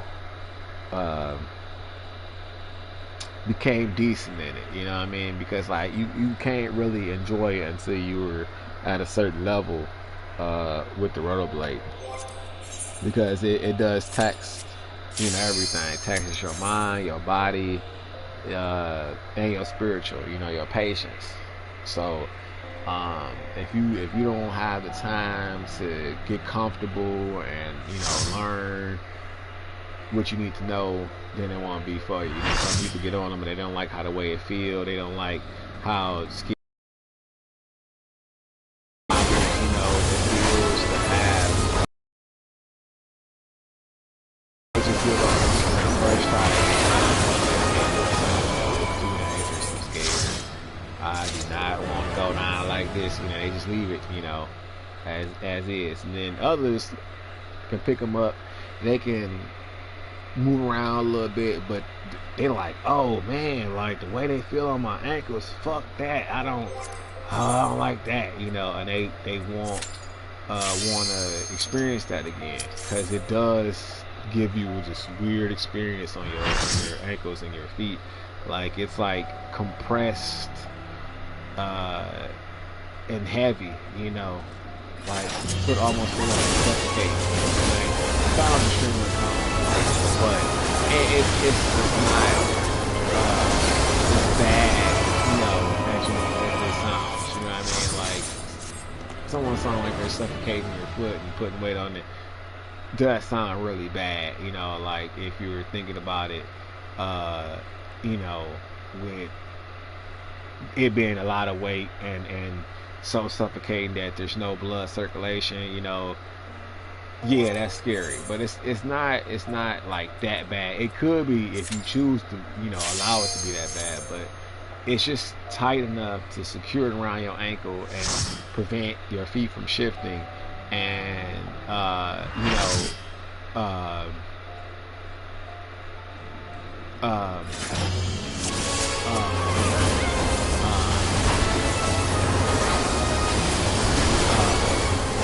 foundation, so you can ground yourself, you know, evenly when you distribute your weight. But you know, you lose that when the rollerblade is too loose around your foot. So I'm like, fuck that. But you know, it's small little factors that tie into your overall experience and are very imperative that you keep them in mind. But once you get all the little small stuff out the way, you know, it's definitely worth having that skill mastered, because like once you get to the decent level where like, okay, you're no longer worried about falling, you know how to maintain you know, a certain speed that you're comfortable with without falling over or feeling like you stored too much energy. and then you get your posture together. Okay, now because I've mastered these certain aspects of rollerblading, it helps with your endurance, because now you know how to shift your weight and use less energy as possible. You know, with moving around, it gives you more, you know, room to do more stuff and go longer, you know, while on them. And it just builds naturally. Like, the more you rollerblade, the more endurance you get, the less that feels on your legs. You know what I mean? Like, you gonna know you got a rollerblades, but you start to like not even notice it. You just feel like the heaviness, but you don't feel the constraint anymore. But once you take them off, though, you definitely know. It's like your feet are like, oh shit, like, oh man, dude, you know, that feels so good. You know what I mean? Like, you might not want to put shoes on your feet, you know, for like an hour or two. You know what I mean? After taking off rollerblades, you might want to put some flip-flops on, or just not have anything going around your feet at all. But that is one of the things that come with the experience, you know what I mean? But it's so worth it, though, because you do get so much balance and grace once you learn how to keep your back straight, you know, while you rollerblading, and shifting your speed, you know, and your weight. It's like, oh shit, you know what I mean? It's just fun. But you know, it does take a while to get to a certain level, and you don't have to, you know, if you're on the stage and you want to position it right away, you don't have to feel bad about, you know, not having a certain grace level, skill level somebody else, because it like, even though you may, say for example, not look as good as somebody else's rollerblade, with the more time you put into it, you learn how to move for you. You know what I mean? Like, it's crazy, because like your mind kind of like determines the way you move, you know, and the pace of how you move. So if you're a courageous person, but you're, you know, prideful, you know what I mean, like your movements are gonna have like that demeanor. You know what I mean? Like, you can tell the person has a lot of pride and, you know, strong, just by the way they, you know, glide or stride, or how they push off the ground, you know, or the way they arch their back. You know, just the little, I don't say minor details, but these subtleties that people have really does show you, you know, where they are spiritually and mentally. But you know, I'm just like, man,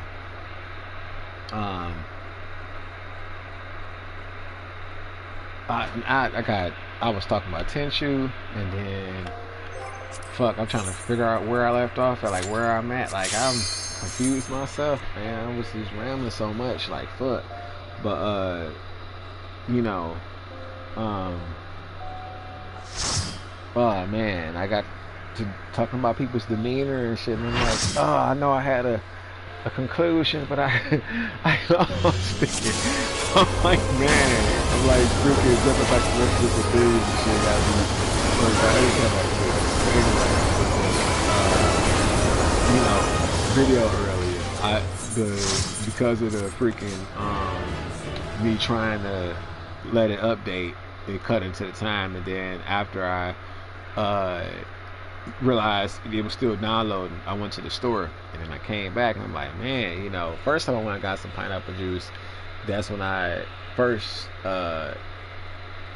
checked it, and then I said, okay, cool, what's going on, you know, I'm gonna go grab me some and come back. So I go get some pineapple juice, I come right back, I cracked open one of them, and then I ended up, you know, looking like, damn, I only got one left and some green tea. Let me go get a few more cans, because the cans are like, they're $1.50, and I think they're like 12 ounces. But, you know, every time I, you know, share my company with Mary, like, I end up killing the whole 12 ounces. You know what I'm she be making me thirsty. So I'm like, damn, you know, let me keep one on that, because, you know what I'm saying, me and her, we converse a lot. So I'm just like, you know, every time I need a moment, you know what I'm saying, she right there. So I'm like, all right, let me go ahead and grab a few more cans, so that way, you know, I can stay hydrated dealing with Miss Mary. And I have water too, but I just sometimes like to have something cold or sweet. So I don't eat a lot of candies. Like, I have my selection of candies. Like, I like fruit by the foot. I like sour punch straws. I like hard Jolly Rancher candy. Ironically, I like the butterscotch candy. And I'm like, damn, that's old folk candy, but I like those. I like Twizzlers. Love freaking Twizzlers. And I like Now and Laters, you know, and Laffy Taffy. Love those kind of candies.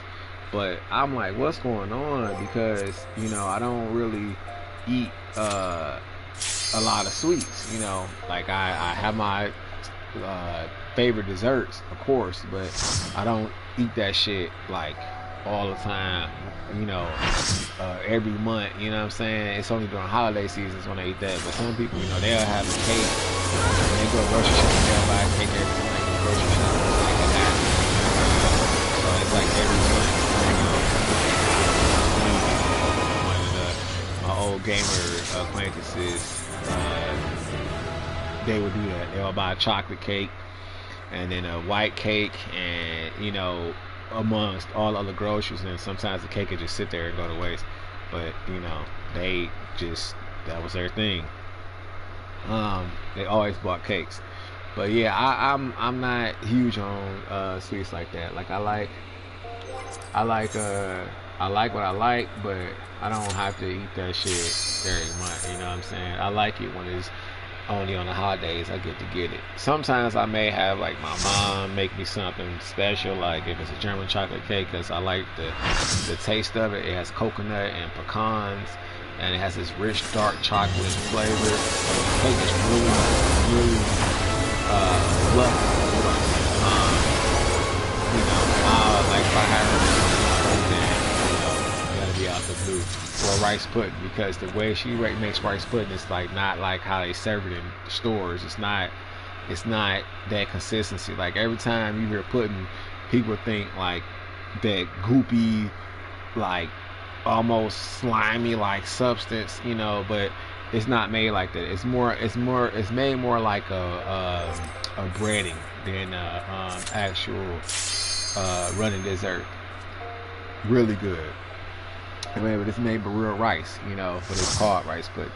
And it has cinnamon and nutmeg and egg and, you know, milk. So freaking good. So freaking good. Especially when it's chilled, you know, and it's rested. Rested. Love it. I eat like a whole casserole by myself. I'll ask her to make that, you know, sometimes when it's not the holiday. But, or lemon meringue pie. I don't like that instant store-bought bullshit that has gelatin in it to make the meringue, because you don't have to, you just use lemon juice, sugar, and starch, and it'll create a meringue, you know, that gelatin like consistency that meringue has when it solidifies after refrigeration. You know, I'm like, I'd rather have a lemon meringue pie. That's my favorite. Like, out of all of them, lemon meringue pie, love it. Or lemon bars, love that shit. Like, that is my favorite of all time.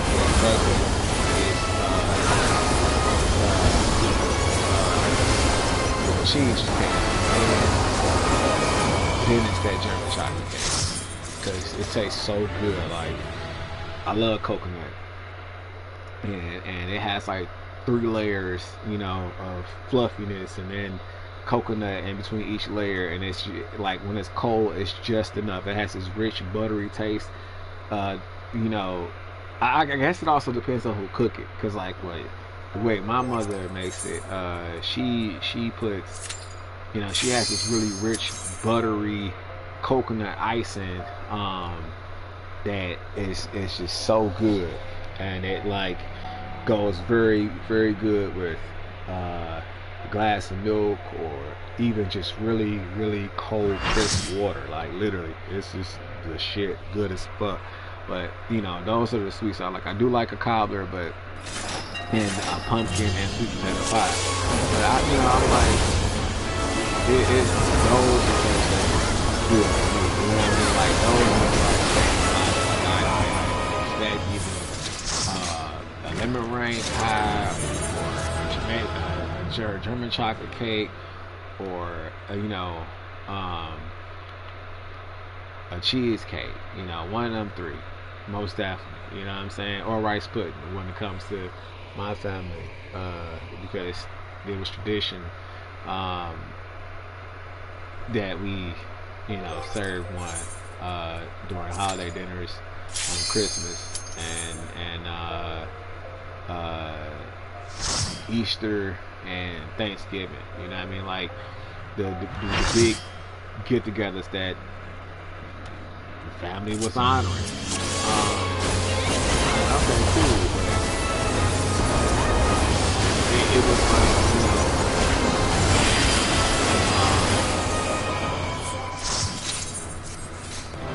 a regular thing that the I guess you could say the head women would do, because my grandfather's mother, she would make it, and then my grandmother, you know, my mother's mother would make it. Now my mother makes it, and she got the best one. And then second is my grandmother, my grandfather, you know, who she's passed away now, but her shit was it was always just right. Like the texture, it was moist, it was filled with rice. It had the right combination of cinnamon, the right amount of nutmeg. You could taste each, you know, a spice in there. It wasn't too sweet. It was just right. Plus,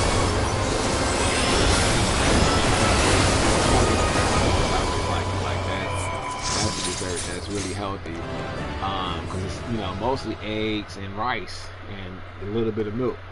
And you know, like you're getting your starch, you're getting your protein, and it's really light. You know what I mean? You could just burn that shit off with a walk around the block. But you know, I love rice pudding, and German chocolate lemon rain desserts. But I don't, like I said, I don't eat them frequently. Matter of fact, I didn't even get to participate and eat none of that last year, so I was like, fuck, ay. But you know, I just contemplate sweet and juice. I do Granny Smith green apples. I do strawberries, of course, pineapple. Love oranges. Tangerines, I like plums, red and white grapes, cantaloupe, fucking love cantaloupe. Watermelon is good. If it's sweet, you know, just right. And then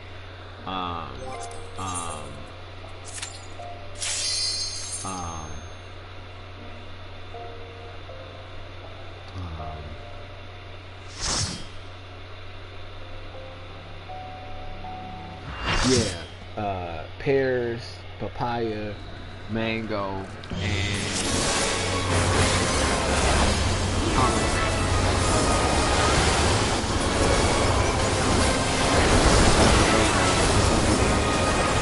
grapefruit, and oranges, and Granny Smith apples that I've been ingesting. But when I go get the stuff for the smoothies, it'll be red raspberries, cranberries, like real cranberries, not dehydrated, like fresh cranberries, red strawberries, I said red, I mean strawberries, And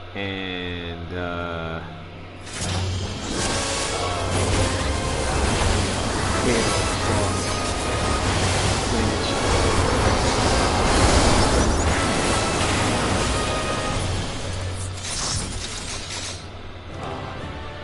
arugula, spring mix, you know, all that as well. And the carrots, if I didn't mention the carrots. And then what other fruit I do slip in there? Like I might slip in some apples, I might slip in a mango, I might slip in a papaya, you know what I mean? Like it just depends, like, cause I know for certain I get the raspberries, the strawberries, and the cranberries. I get that in the frozen bag off rip. I get the red berry bag, the frozen juice, and you know that's the one. I think it's Dole, the brand, Dole DOLE. You know, I get that. Make my foods out that way. Then I get, you know, the fresh, like I get a fresh pineapple, cut it up, or get the fresh strawberries and red raspberries, because they stay on sale a lot out here at the market. You know, they have like 2 of them for $5, 2 bunches of strawberries for $5, you know, or 2 small containers of red raspberries for $3, you know. But anyway, you know, I buy those fresh and blend it all together with a binding agent like grapefruit juice, since it's not sweet, or orange juice, you know, or white grape juice.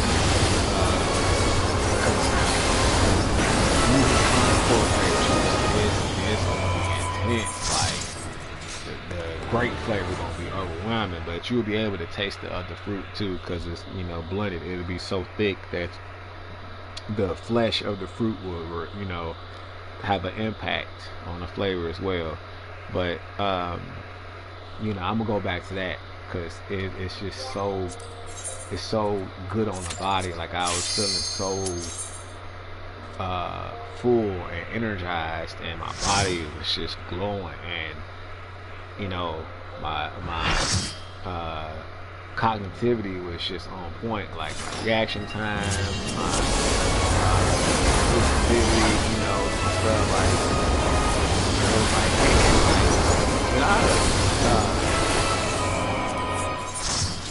find a hack or something? Because I'm feeling great, you know what I mean? Like, wow. So, I'm gonna get back to that, but while I'm building my shape back up.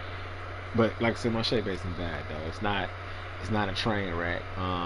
It's not, you know, like, damn, you really got fat as fuck, you know what I mean? It's like okay, damn, bro, you know what I mean? Like, alright, you straight, but what the fuck, man? You could have, you know what I'm saying, just did some sit-ups, you know what I mean? Tighten it up a little bit. You know, not like, damn, bro, you might have to get, you know, that gastro bypass surgery, but your gut is out of hand, you know what I'm saying? It's out of pocket, you know? You carrying quadruplets in this bitch, you know what I'm saying? You big as fuck.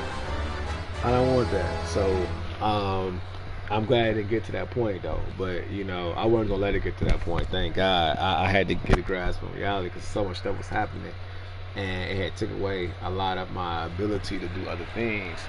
And I was just like, damn, bro, you know, I gotta figure out something, because you know, I'm in this jam, and you know, this is the first time I had to really you know, I had as less control over the outcome as possible. You know what I mean? Like, oh man, it was rough. But I'm like, okay, now that's over. Thank God. Like, I get to see things, and value things a whole lot different. You know, because anything can happen, man. Like, that's what I realized. Like, with the law is so fickle out here.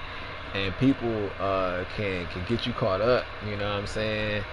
and play with your life. And you know, it's like, it's a learning lesson. You know what I'm saying? Like, I'm not mad about it. Like, I'm over it, but I just realized, you know, you can't uh, uh, uh, add fuel to the fire with people. You know what I mean? You can't uh, provoke, you know, like, just unhealthy situations. You know what I'm saying? Like, if you were in a situation, you find yourself in a situation where you're exchanging uh, uh, frustration with somebody via, you know, a verbal argument, it's just, you know, best to just walk away. You know what I'm saying? Like, that way you spare yourself from saying things that you can't take back, you know what I mean, or might not be able to take back, or you regret saying, you know.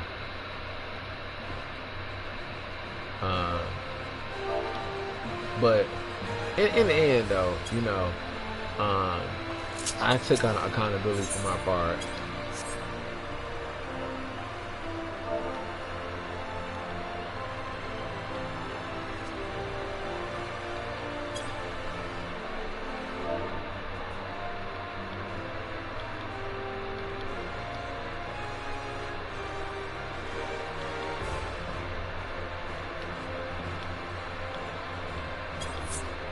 Oh, damn.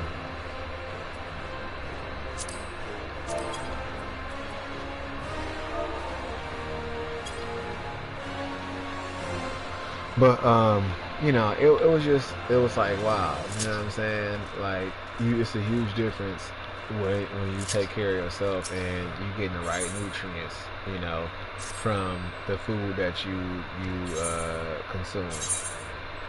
It really matters. Like, people you know, say the most dumbest shit. They try to discourage you. Oh, you don't need to eat fucking, you know, salads and da da da. You just eat what you want, and, you know, just burn it off with exercise. Like, no, you actually really do have to eat salads, because, you know, plants and vegetables have certain nutrients that you can't find in meat. You know what I mean? And it has certain properties, you know, like chlorophyll, that you can't find in meat, you know, which help you deal with the sun. And this planet cannot exist without the sun. So it's like, you know what I mean? If you can't harmonize with the sun, you know what I mean, you fucked. It's like, you might not be meant to be on this planet. You know what I'm saying? You might need to relocate, get your spaceship and get the fuck on. You know, because the sun is literally the, like, main source of life here. Like, it gives everything, like all the plants that's in the sea. You know, without the plants in the sea, there's no oxygen in the water for the fish to breathe. You know what I'm saying? So it's like, remember, they actually use oxygen. They don't use carbon monoxide, they use oxygen. They take the oxygen out of the water and breathe off of that shit with their gills. So it's like, damn, you know, no oxygen, since plants produce a good 80% of our oxygen. You know, the fuck, you know what I'm saying? But people just be chopping down trees and shit. They done made a show out of it. People going to chop. I'm like, oh man, what's up with these people? Like, why the fuck are people so wicked in the inside? You know what I mean? Like, it's one thing to chop down trees because you're trying to build you a home. You know, you need the materials. You know, you need the space. You know, but when you just chopping the shit down to sport, you know, to make a TV shot of it, it's like, damn, you just killed one animal's home. You know, one tree is home to birds and squirrels are the Earth's planters. Birds are the Earth's procreators, you know what I'm saying? Because they pollinate flowers, you know, which promotes life. They also carry, like, sometimes when birds eat, you know, fish or shit like that, when they poop, they, you know, poop drops into water, and then, you know, the fish egg that may survive can, you know, start new life in a puddle of water that never even had fish in it, like, ever. Like, you can come back and, like, you know, a month later, and all of a sudden there's fish in the water. You know what I'm saying? Voila, you know, through the transport of birds, because a lot of birds, when they find big bodies or bodies of water, they'll come down, get a drink, or they'll cool themselves off, you know, or frolic around in the water to kill off parasites and shit. But it's just like, damn, you know what I'm saying? Like, our ecosystem is so dependent on, you know, our ability to you know, ration our resources, you know what I'm saying? Because trees take a long ass time to grow back.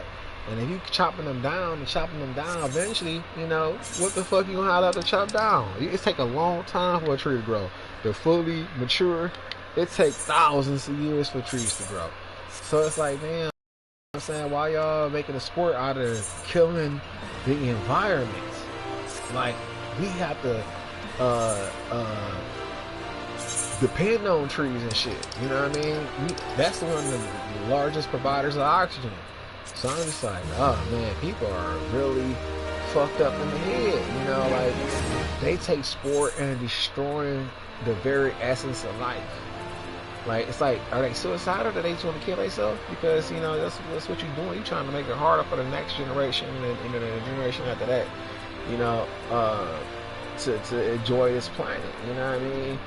It's like, that has to come with a price, because, you know, this planet is our responsibility. Like, we inhabit it, and we kind of control the you know, the overall health state of the planet. With our pollution, we can kill it, you know, with our, you know, ability to conserve and use more natural ways to use its resources.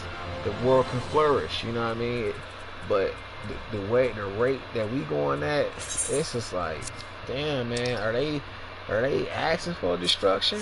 Because that's how I feel, you know what I'm saying? Like, what the fuck? They don't want to conserve anything or preserve anything. You know, so many animals now on an endangerment list that shouldn't even be on an endangerment list. It's like, damn, you know what I'm saying? Like, that shit's sad that you gotta actually put animals on protection, you know, so they won't get wiped out of existence, because they're a natural part of our ecosystem. They contribute a lot to certain parts of the world so their ecosystem can thrive and function, you know what I mean, and sustain and produce new life.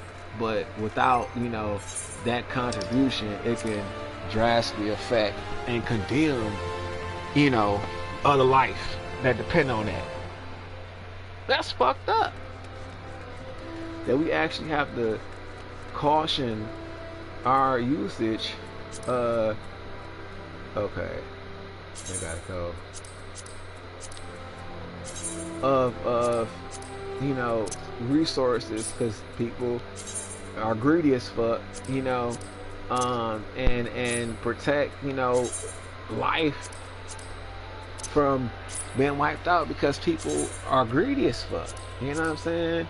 That's some sad shit. Like, that really is sad that people are on that level of inconsideration and heartlessness, you know, and no fuss given, you know.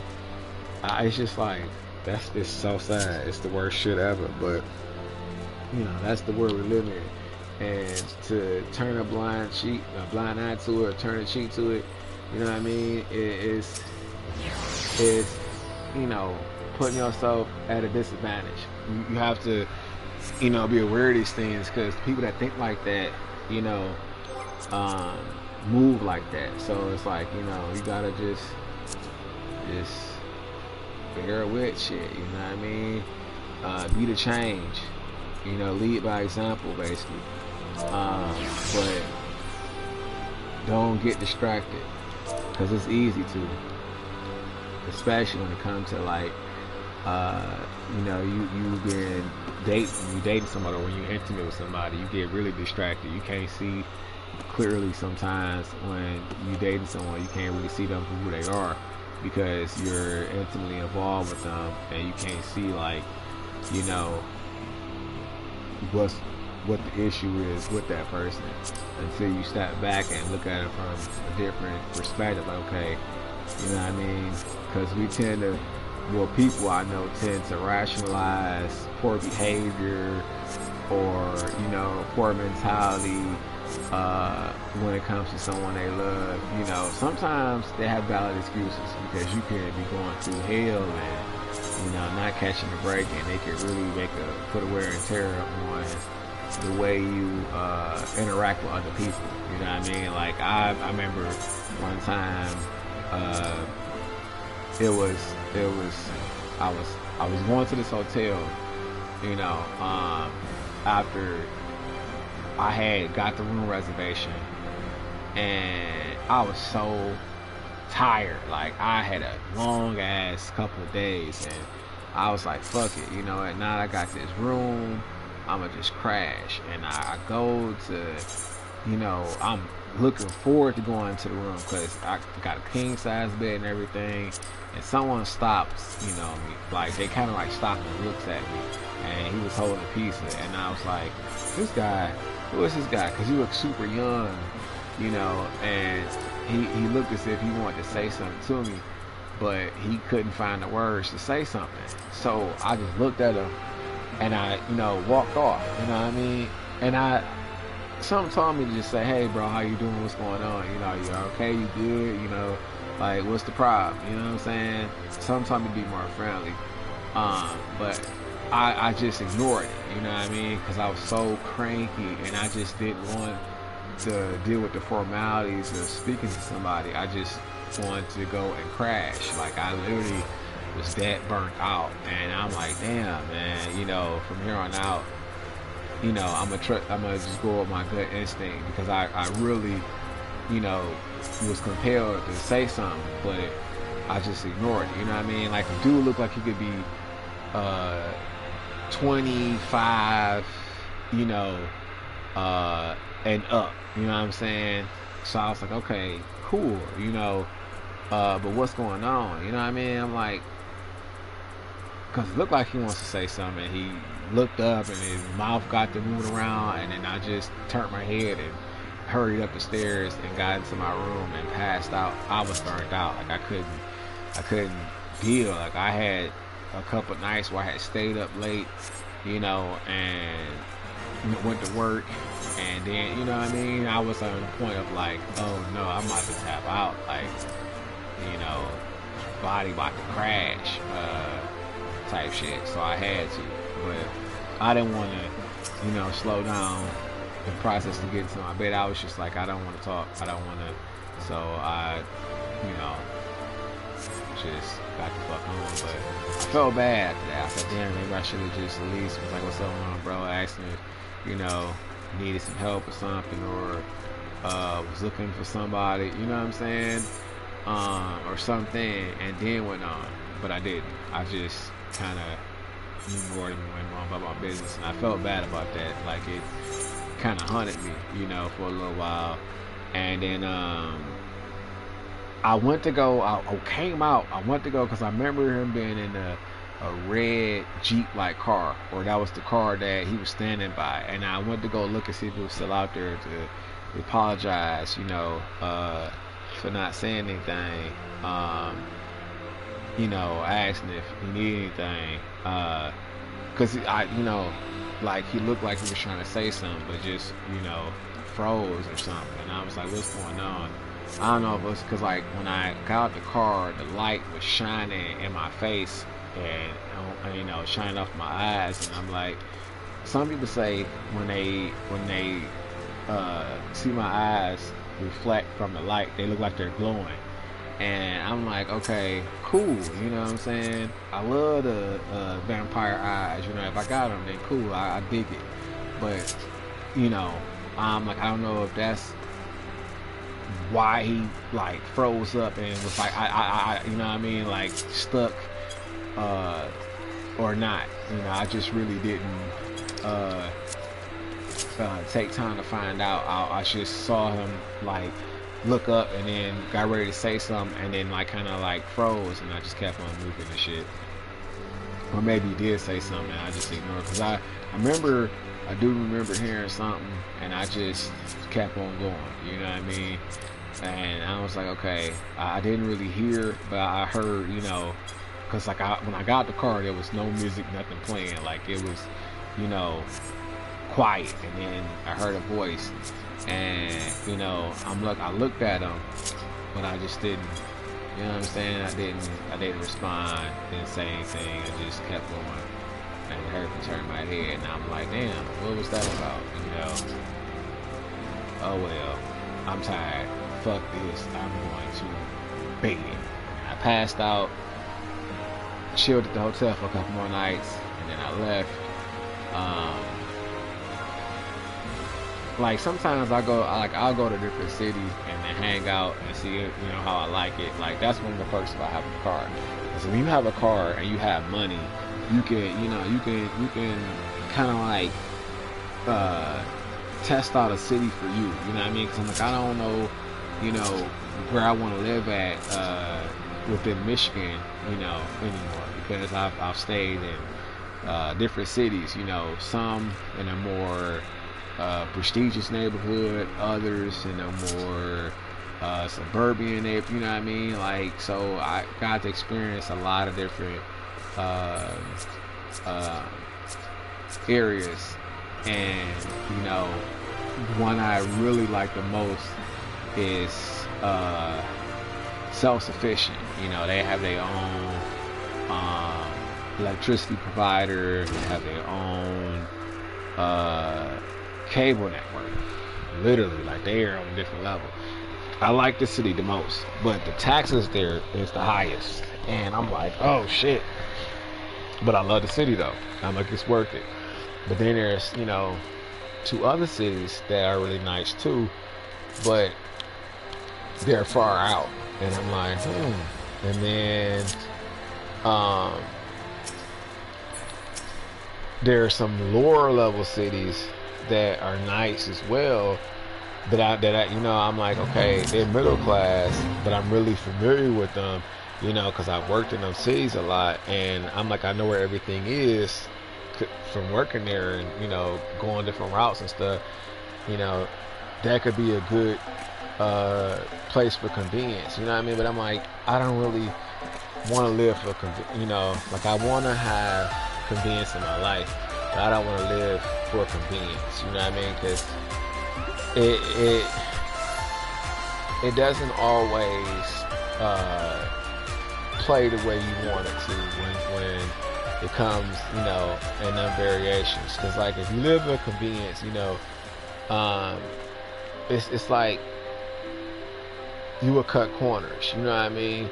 But you will lose certain experiences from that. Like for example, right? Okay, for convenience, if I wanted to have the experience of, you know, walking a little ways to go get, you know, some fresh air, to grab a snack or a drink. Like if I want to have that, you know, as an option, I would live a little ways from the store where it's walking distance, but long enough for me to, you know what I mean, get that relaxation and that experience of going for a little walk and getting some fresh air, you know, from being cooped up in the house too long, or I got in an argument with, you know, a person that's living with me, you know, or whatever, you know, the situation may be, I'm, you know, burning up in the house, so I need to come out, get some cool air, or I haven't been out for a while, so I'm coming out to get some fresh air, you know, just whatever the reason may be, and you take that walk to the store, you know. That is one of the benefits of having the store been at a certain distance. But if the store like right next door, you don't have that ability to go for a decent walk, you know, unless you plan it that way, you know what I mean? Unless you say, okay, well, I'm gonna go and walk 3 miles, right? You know what I mean? Just to walk versus, you know, okay, the store right down the street, I wanted a snack anyway, I could use this as a excuse to go for a walk, you know what I mean? I could just walk there and get the fresh air that I needed and pick up my snack. But if the store is right next door, you don't get the experience, you know, a long walk unless you plan it. So that's what I mean. Like, convenience is great, but at, you know, at the cost of losing what? You know what I'm saying? Because it's always a pro and con about everything. You know what I'm saying? And once you keep that in mind, it helps with your decision making. You know, what are the pros versus the cons? And, you know, out of this situation, if I go this route. So it sucks. It do suck. You know, that there are negatives, you know, about some things, but you know, that's just the balance of life. You know what I'm saying? Life, you know, is supposed to be composed of yin and yang, light and dark. You know, aka the symbol of balance in the world. But, or at least when it comes to Chinese culture. But yeah, man, you know, I'm just like, fuck, I don't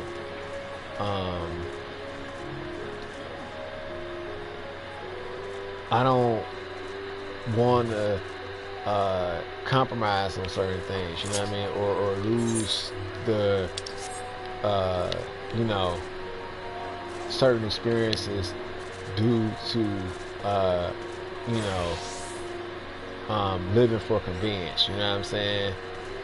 Because that'll be like a decision. I'm leaving for convenience. I say, okay, well, I'm gonna get this house that's right next to the store, so that way I don't have to walk far to the store. I can just, as soon as I walk outside, boom, store right next door. I can, you know, literally walk 4 or 5 paces, and then I'm literally, you know, in the store's parking lot or some shit. You know what I mean? And boom, there's no long walk in between that, you know what I mean, of fresh air. But convenience is awesome though, you know, because everybody wants convenience.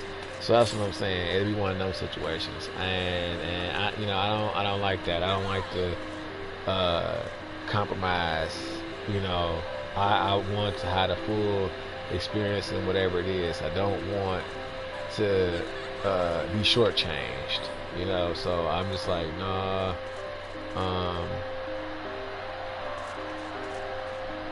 I'm not gonna. Damn, I can't remember. I remember I was talking about, you know, playing Final Fantasy with a friend, and then us not playing, and then I continued playing, and then I remember why I wasn't on earlier because of the download, and then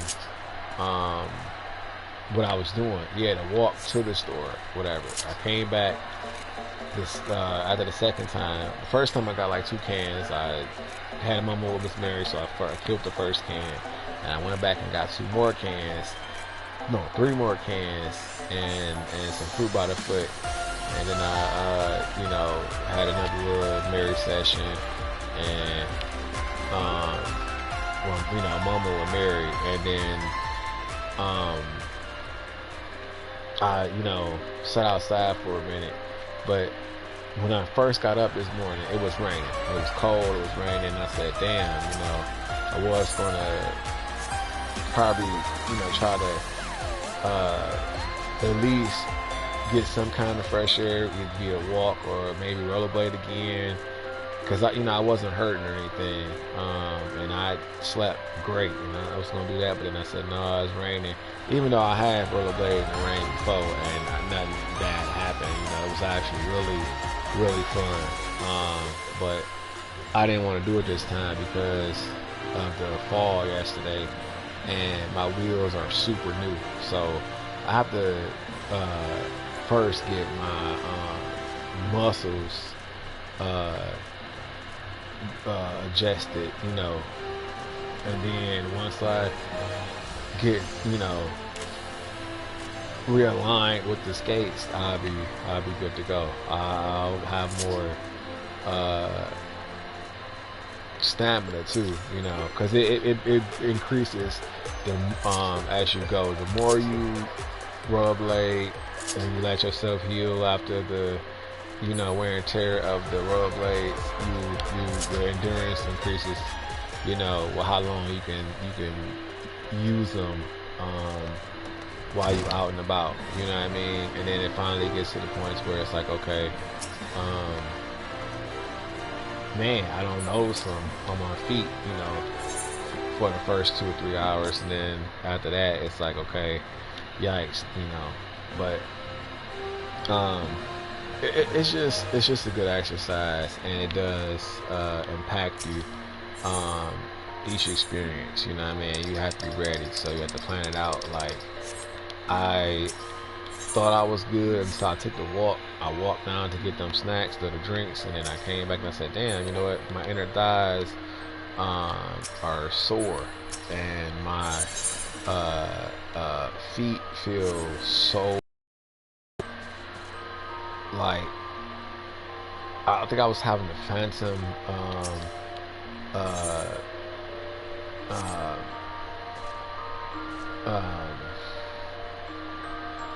um, um, gee, I can't even think. Um, uh, damn.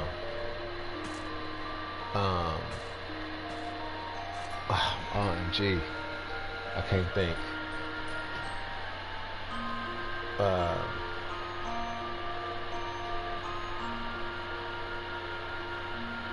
yeah, the phantom constricted foot. Cause I'm like, man, I'm feeling like my feet can't breathe, and I had on some boots that like have breathing room in it.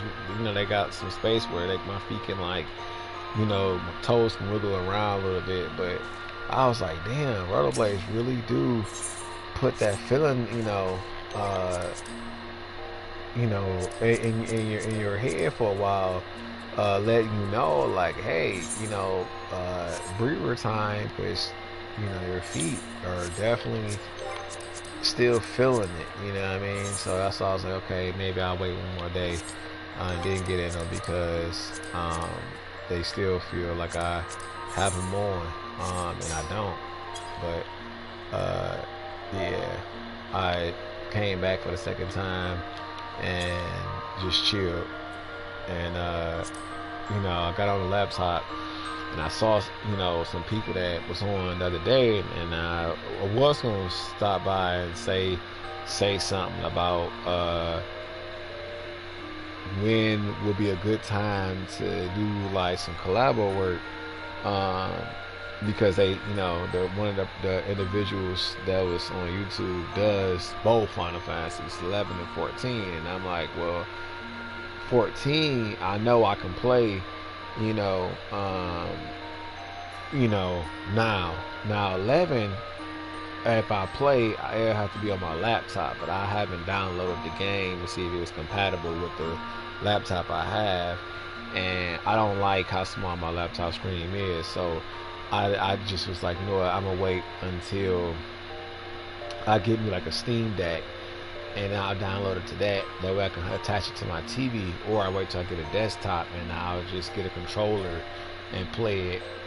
Hook my processor up to my TV and use my TV as a giant monitor, and play, because it's so much better playing it on a huge screen. Like it's like you get to literally just walk into the screen. It feels really good to play it that way. So I'm like, I'll just wait for that before I start playing 11 again, because I recovered all my information. Like I got my sign-in information. I even got access to the account. So I'm like, okay, cool. I got that. All I have to do is just get the game back up on the computer, and then I could play again.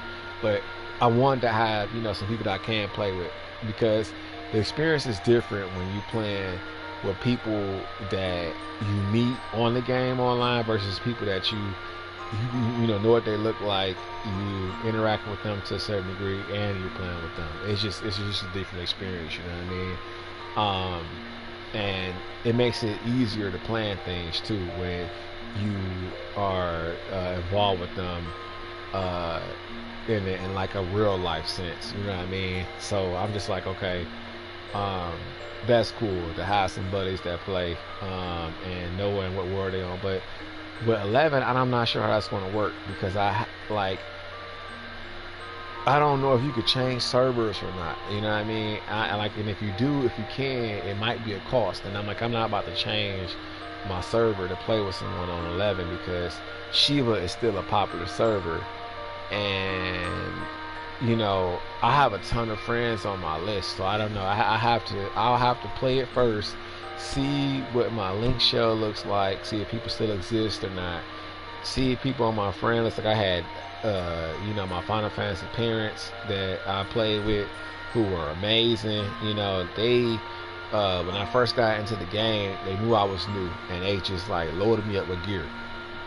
And I was like, here, go put this in your storage, save it for later. And I was like, thanks, because it was like a universal gear where I could wear it on multiple classes, and they had really good stats. So I was like, okay, cool.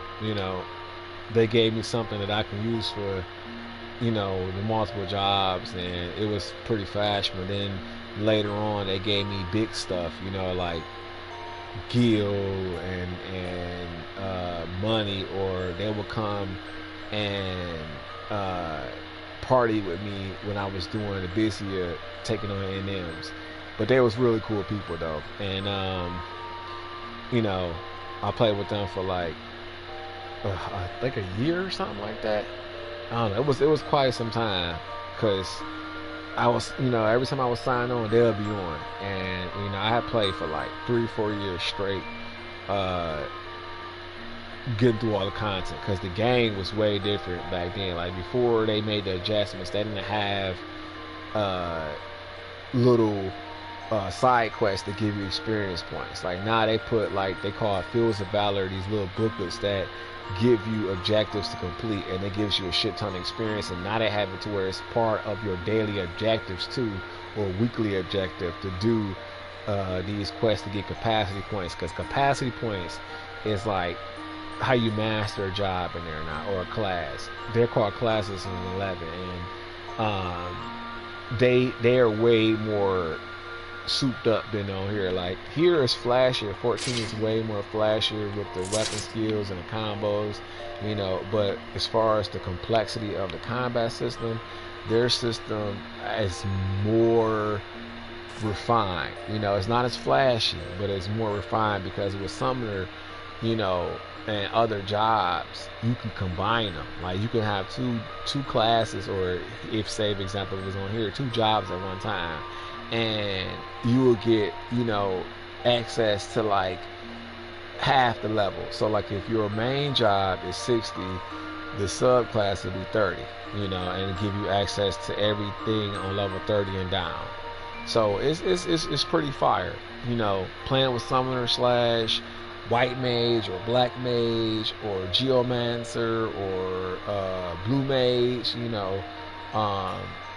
it's a lot of fun, or playing with, Dragoon, and you're a Summoner, fire, you get 2 pets instead of 1, you know what I'm saying? So you get a lot of diversity, in 11, way more.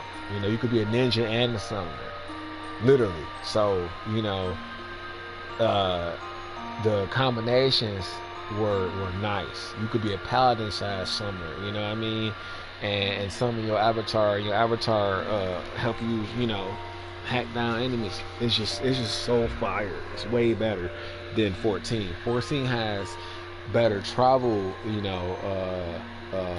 it, and then it has more, refined graphics and better combat, but the versatility and the variety of classes or jobs they had was a lot better. Like, they had Beastmaster, and that was a fire job. You can tame beasts and use them, in combat. The beasts that you see on the field, you can actually summon them and command them to do stuff, and that was fire. You have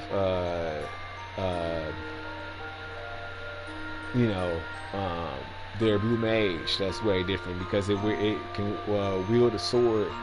It's actually, a very strong DPS just off of its just regular combat skills. Like it attacks hard as fuck. Like when it strikes, with the schematter,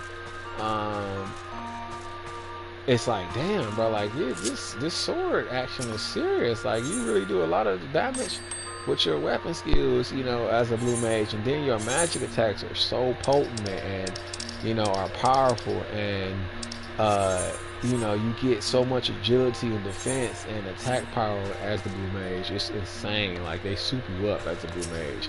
So I had to master that class, but that is literally way better on there than on here. Like on here, it's like a goof off class. It has its own content.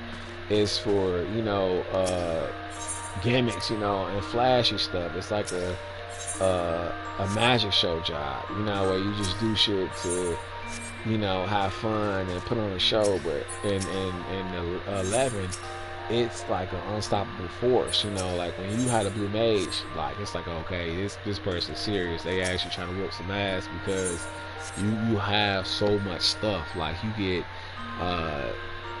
the combination of spells that you equip to the character on blue mage gives them other abilities. Like if you put this spell and this spell, you get the ability of dual wield, so you can wield 2 weapons. If you put this spell and this spell together, it'll give you auto refresh or auto regen. You know what I mean? Like fire shit, like for real. And then the crazy part about it is you get every type of spell that the mages get. The white mages or the red mage, you get your own type of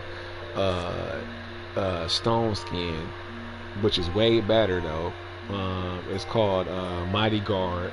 And then you have another one that gives you complete invulnerability, but it has a cooldown time.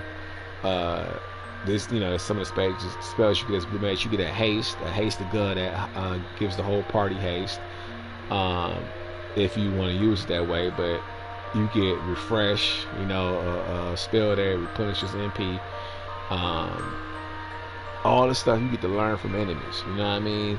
So, depending on your level, depends on what spells you can learn. Like if you got a good buddy and he's like cap level, right, and you're level 1 and he takes you into fights that's where the monster is really a higher level than you still can learn the spell, but you have to be alive. So you have to be out of the way during area AOE's area of effect, attacks or projectiles, and pray like hell that monster doesn't hit you while your buddy slays it, and then you can get the spell that way.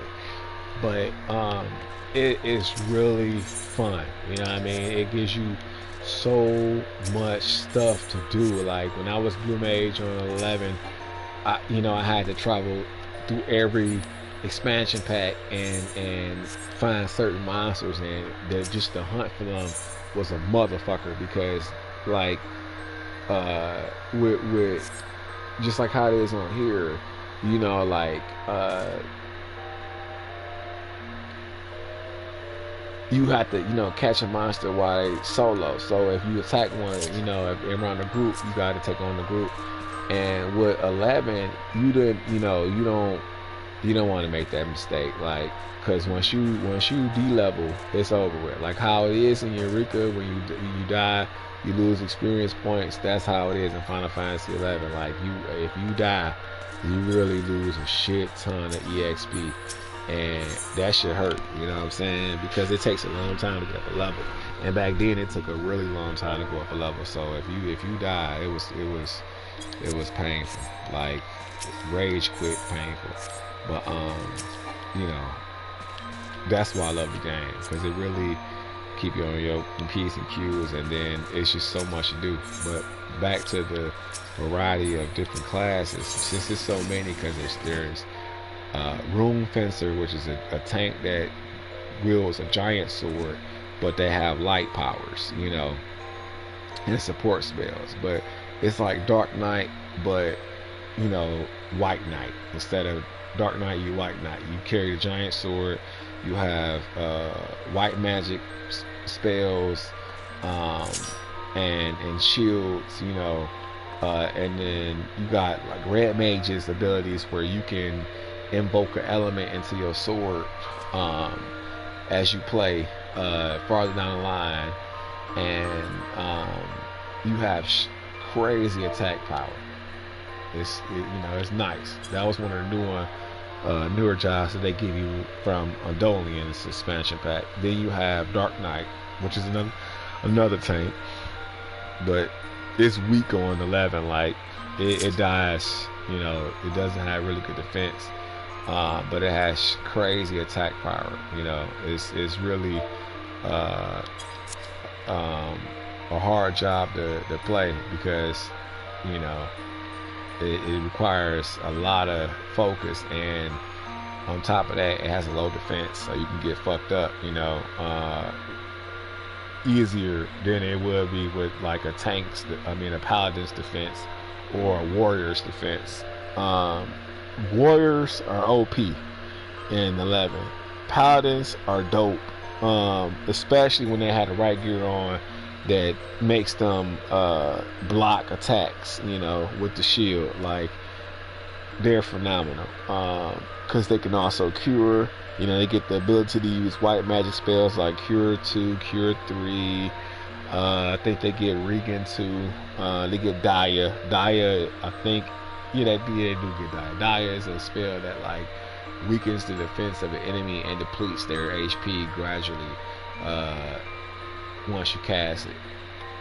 And you know, they get some decent white magic spells, and they get protect and shield when they get like past 50. But you know, Paladin is really dope on 11. Like, it's a reliable tank class, and people would feel comfortable when, you know, they see Paladin because it can cure, you know, as well as fight really good. But as far as tanks, they only have Rune Fencer, Warrior, Paladin, and Dark Knight. Those 4. That's the only tanks they have. They don't have Gunbringer, you know,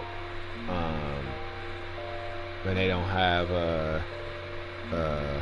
what's all the tanks in this one?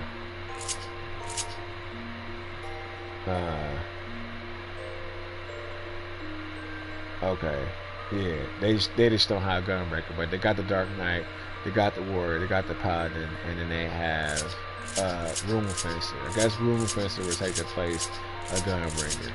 But you know, then they have the DPS classes. They have Ranger.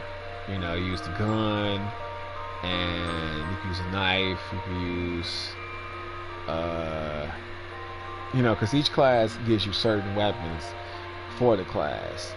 Like Coldar is the pirate, and it's a pretty cool class. Like, I actually like the Coldar because you get to use little guns, you know, and then you get to wield swords, and you get to roll dice. You roll these dice that can boost your stats like crazy. It can give you MP refresh. It can give you Regan. It can triple your EXP. It can, you know, increase your critical hit. It can increase your dexterity, you know, speed. You know what I mean? Like, it's pretty fire as a support class because it does a lot of damage, you know, as a DPS. But as far as the support aspects, it is a balanced support job too. You have, you know, Coldar, you got Dragoon, you got Summoner, you got Black Mage, you got Red Mage, you got Blue Mage, you got Ninja, Thief. See, on here, they make the Thief turn into the Ninja. On there, they're actually separate classes. Like the Thief,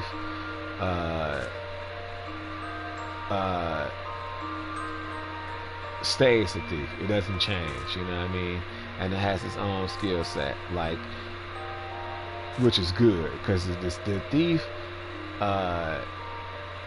gets dual wield, and then it gets a shit ton of agility, and it gets the ability like you know, flee steel, mud, all that kind of stuff. And then the ninja, you get to use ninja tools and you know, spells. You get to cast ninjutsus and shit, and summon shadow clones, and you have a skill for that too. Like it'll say your ninjutsu skill, you know, meter, or it's like at 200, whatever. So the duration of, you know, certain spells and the potency of certain spells by that. But it's fire. You know what I mean? You get ninja. You got white mage, bard. Well, no, I was trying to say healers, but bard is also a DPS class. But you got white mage,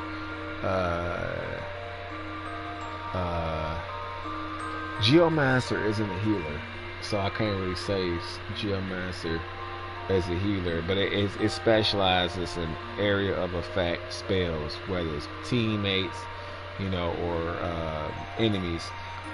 But there's Geomancer, then there's Samurai, there's Scholar. Now Scholar is a balanced character because it has white magic and dark magic, and it has some very powerful cure spells as well as very powerful black mage spells. So you get like a nice balance of both. It's like a more powerful red mage that was focused on the spells instead of, you know, giving you the balance of physical attack. Because with red mage you can physically attack, you know, with a sword, and you can wield a shield, you know, if you have the right sword and shield. But you know, your magic power isn't as potent as a black mage. Like, you don't hit as heavy, but you do relatively decent damage though, you know.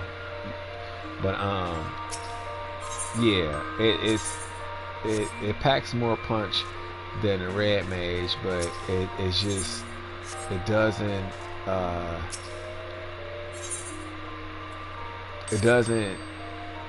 really add up to a black mage or a white mage. Like black mage has some outrageous spells that are just uber like flashy and make you proud to be a mage when you have them. You know what I mean? Like Ultima and their Fires 5, you know, and Judd is huge, and in the way it, like, you know, it showcased in the animation is nice. So it's like, damn, okay, you actually feel powerful when you get the chance to summon them spells. You know what I mean? Because it takes a while to get up there.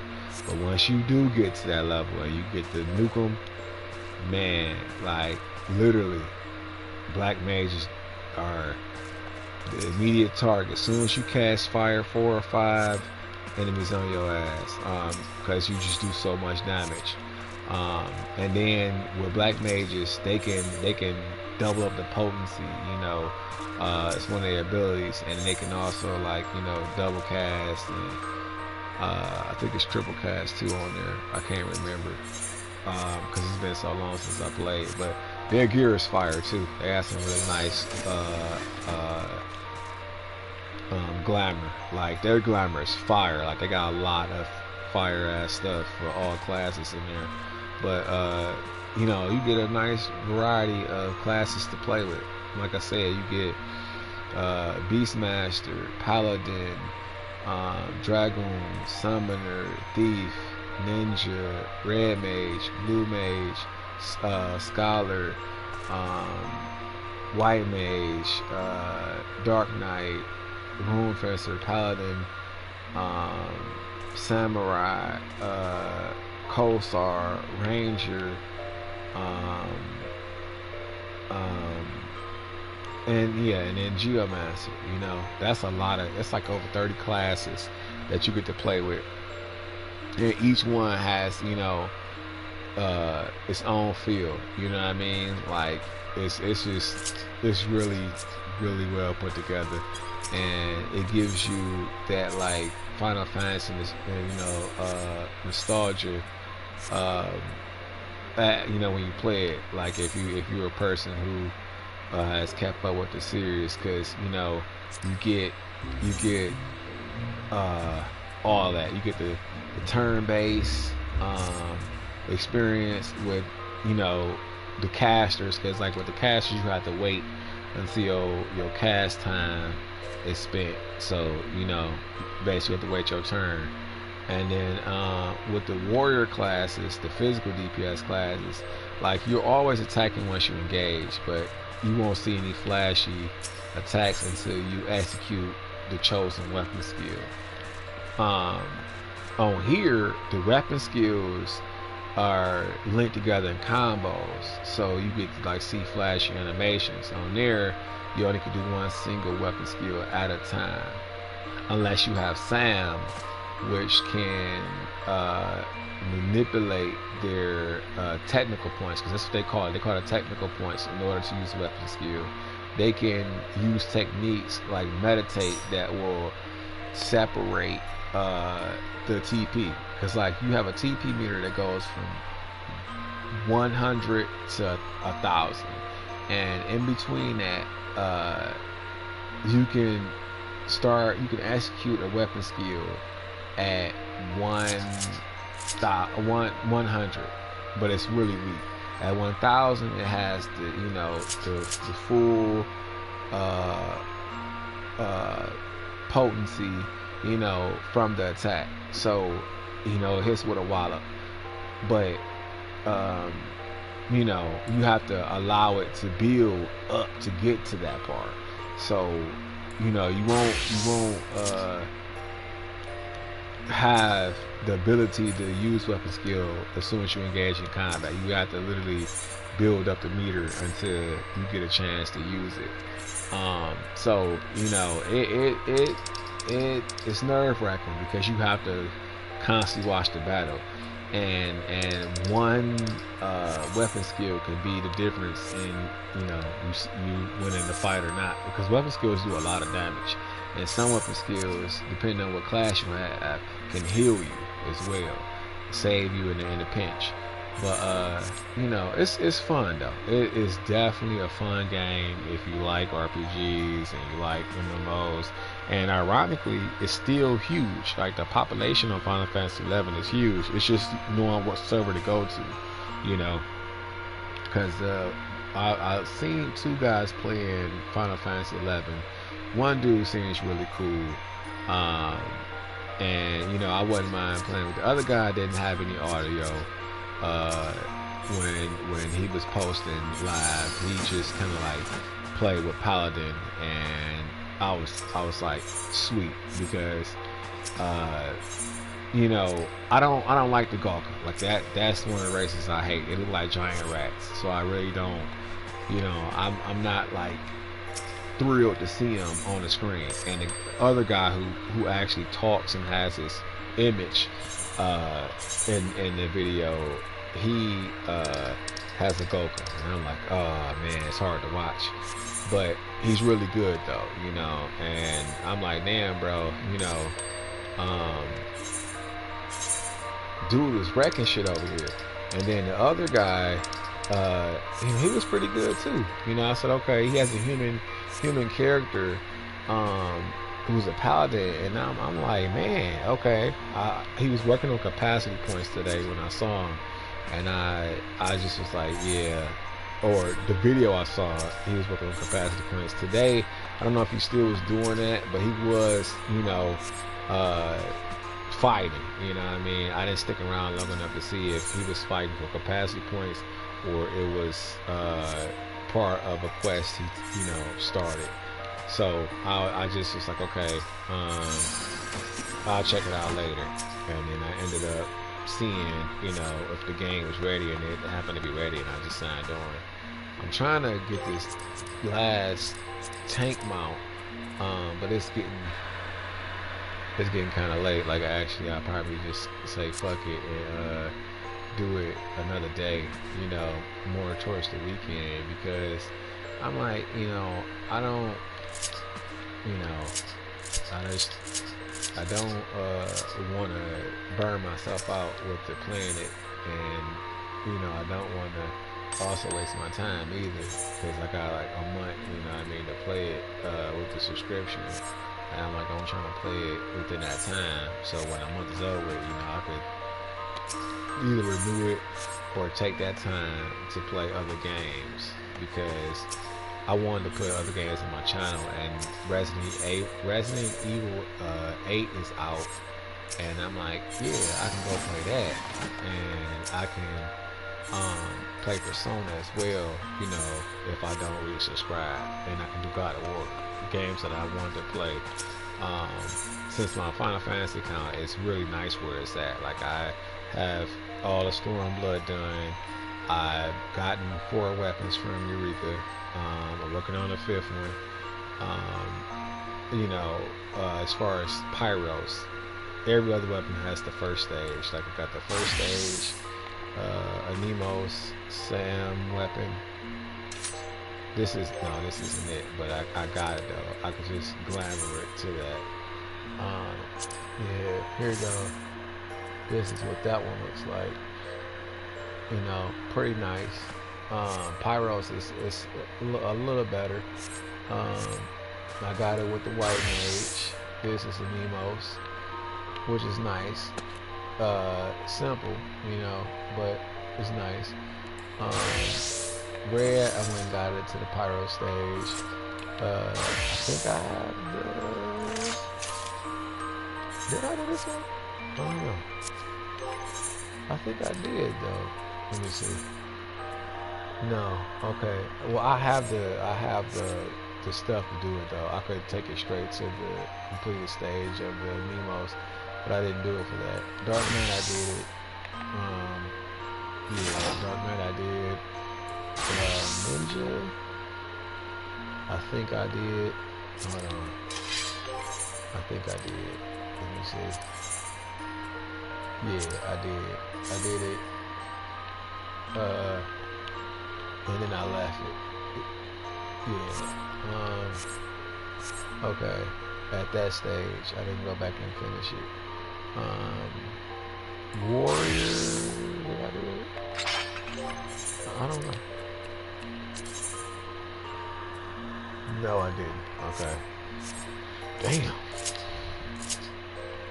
I know I did Black Mage because I liked Black Mage. I thought that was pretty cool. I did Summoner. I had to, because that's like the best looking book that they have for Summoner. Literally, the Pyros one is a lot better because the wings are flames and the book is surrounding the flames. But it's, you know, looks just like that. And then I had to do Pyros for the month. You know, I want them, you know, Hands of Fire. And then what other jobs is there? I didn't do Scholar, even though I thought about it. Yeah, I didn't do Scholar. I just kept it something simple. And I could do Bard for the Nemo's version of it, cause I got like so many.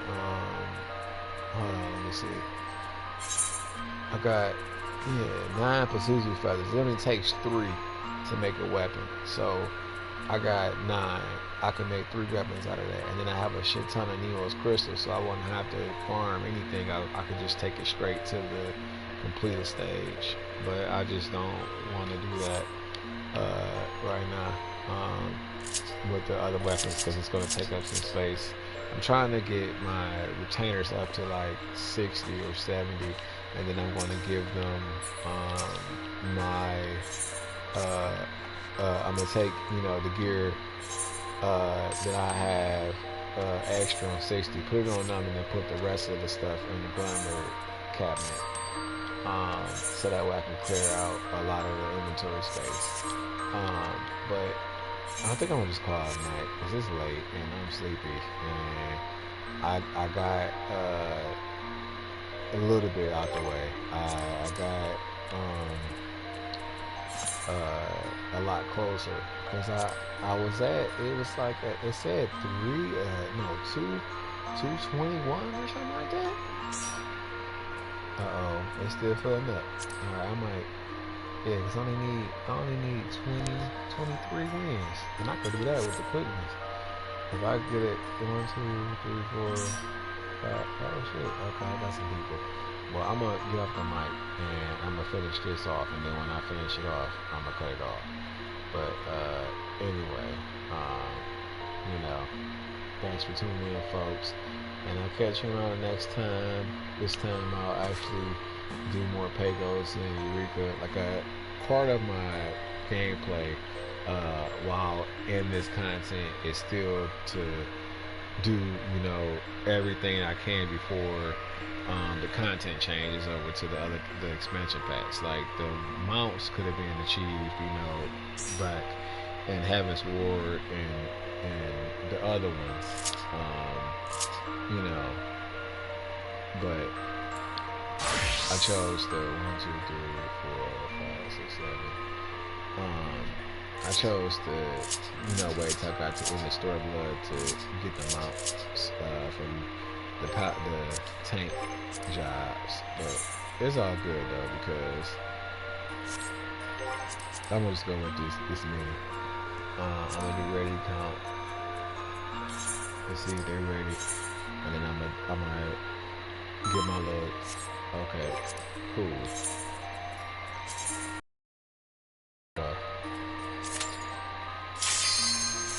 23 gonna go by in the flash. This is on normal too. It's gonna go by quick, and I'm gonna have both mounts, and then I'll be straight.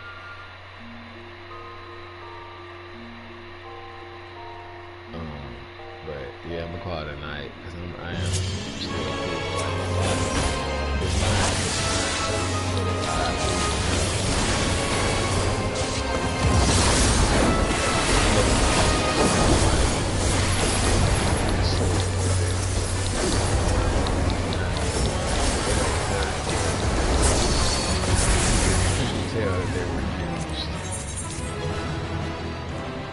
except from fatigue, so I was like, okay, let me just, you know, rest up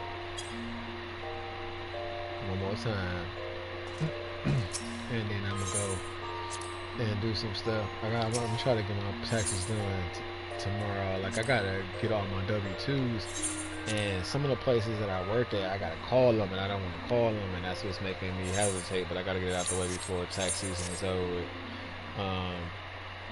And then I'll be done. You know, I have all my shit up to date. I won't have nothing, you know, hold me back as far as responsibilities. I could just concentrate on other shit after that. I won't have to do any looking around the last, you know, this back and forth. Buy some snacks or something. The food is good.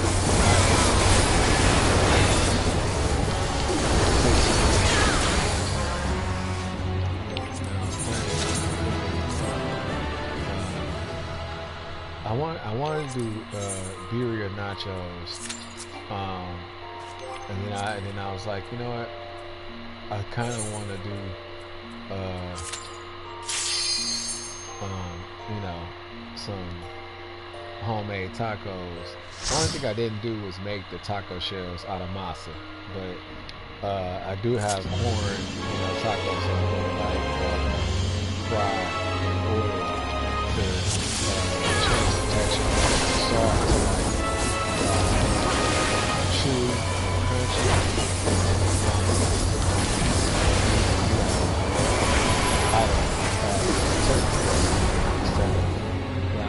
Because it's leaner, and you know, it doesn't leave you with that. It doesn't leave you with that itis feeling after eating, you know, like 30 tacos. No, I'm kidding. But after eating, you know, multiple tacos. So that's why I'm like, you know, I'll just I'll just you know, use. Trust me, I do love beef. Like I use beef in my lasagna. Sometimes I use some tacos, but I like the taste of both. Turkey, a lot like.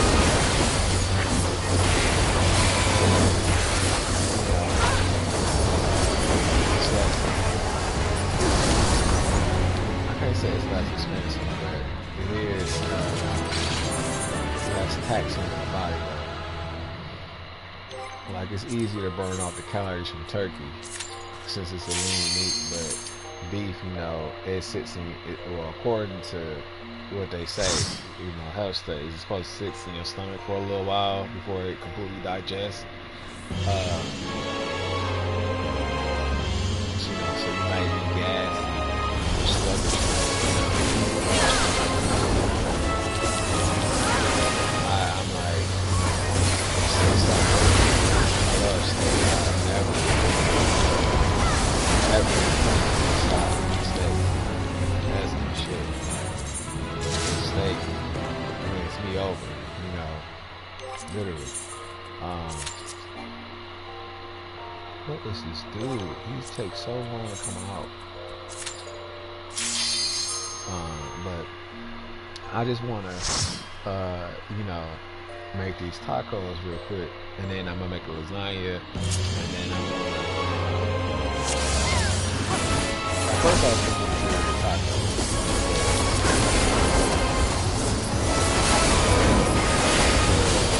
I could find a way.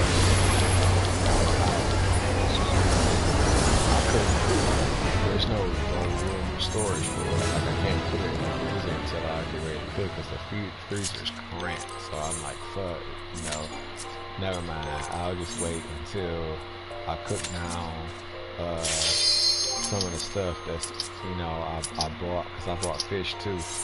And then I'll get one. Or, you know, I'll just get it from my mom and then she can cook it. Because her rolls, you know, be slapping.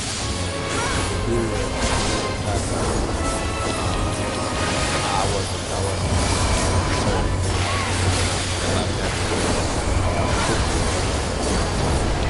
So I was going to ask her to give me some pointers while I make it. That's the reason why I really haven't bought it and tried it myself.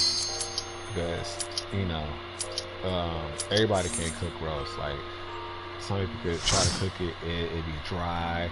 Some try to cook it, it's not flavorful, you know, and others try to cook it, it's just, I don't even think it's flavorful,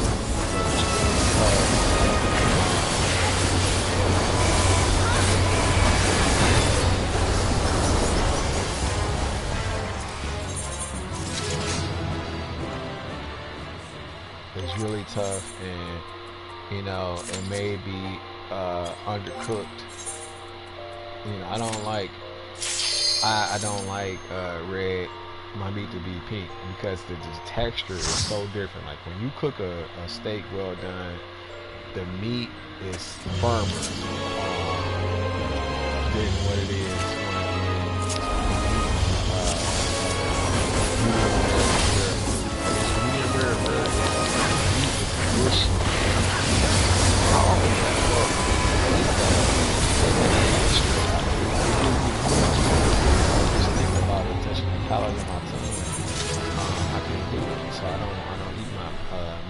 red meat like that. It has to be well done, like cooked all the way through, even with my lamb, because I just do not like that raw texture. I hate that shit. It makes me gag, and my stomach, you know, just can't process it. Last time I had a steak, I tried to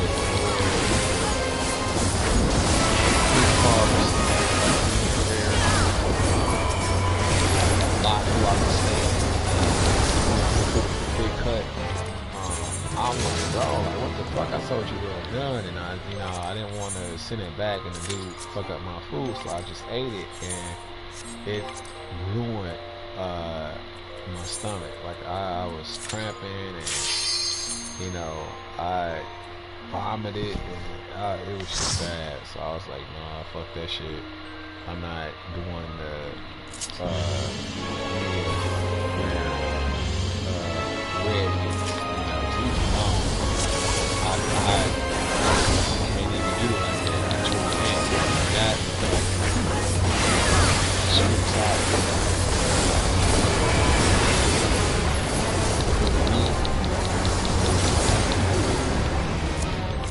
Just me the fuck down, so I'm not straight. But you know, I love red meat though. Love steak. Love lamb chops. I want to try bison, and I also want to try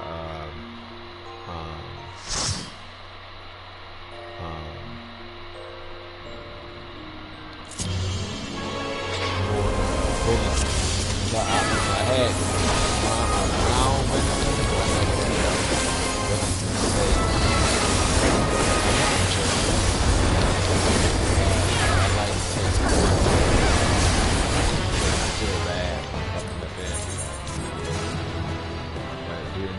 It's scrumptious though. It's light.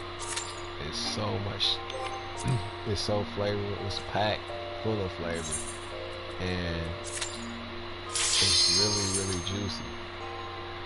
But you know, yeah. I want more venison. Duck, I don't. I'm straight. I'm straight.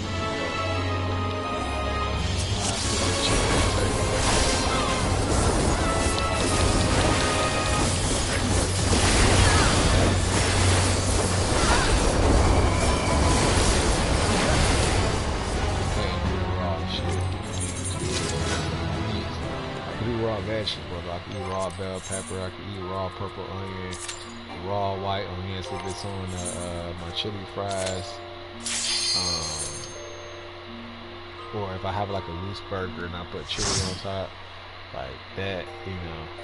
I really don't deal with the Coney Island food though. It's just some people.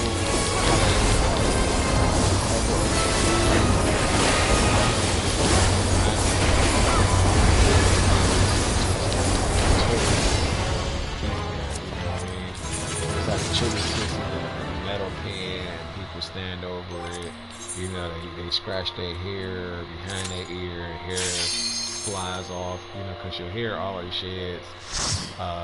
Some people don't, you know, wipe their hands clean after they wipe sweat off their bra, you know what I mean, and then they touch the spoon.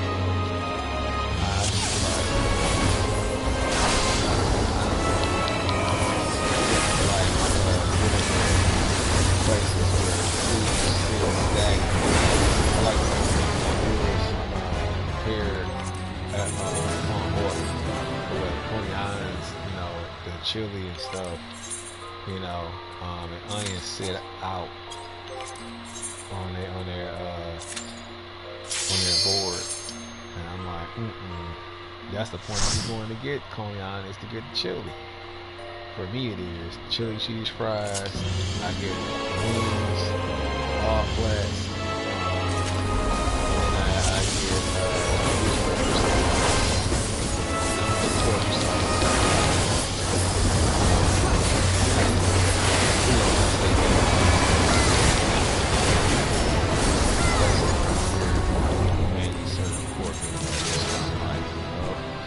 fuck the hot dogs.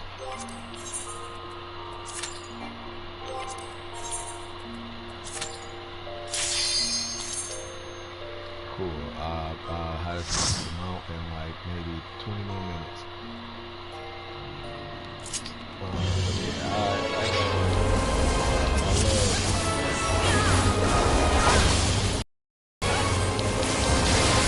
playing. That'll be cool.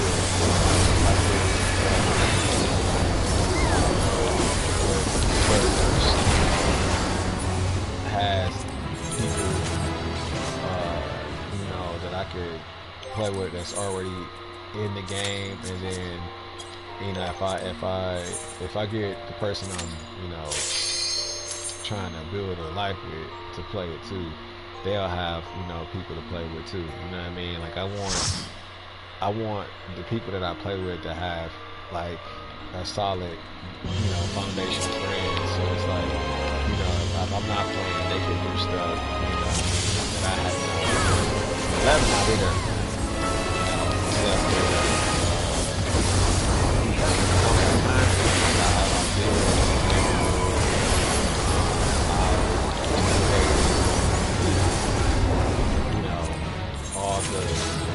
Really high level content, so I'm straight. Like my weapons, creme de la creme.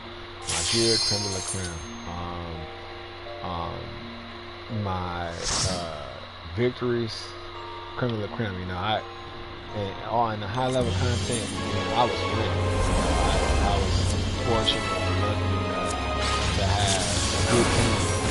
This was back before trust. Really became reliable. People didn't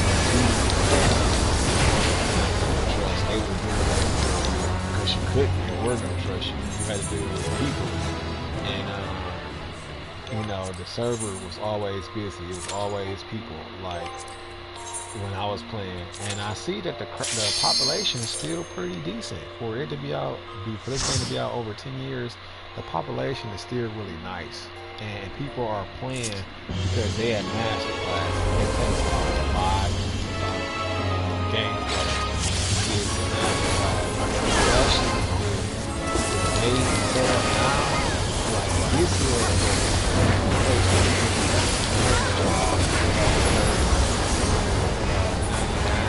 within like an hour because they took well, they ain't taking anything away, but because, you know, people don't gather as much in some content, you know, you won't find that luxury of how it was. Like when you were in the busiest, you can find up to 100 players in there because it had the same capacity as 100 players max, maybe more. I'm not sure, but I know it was extremely bad. And, you know, you couldn't go without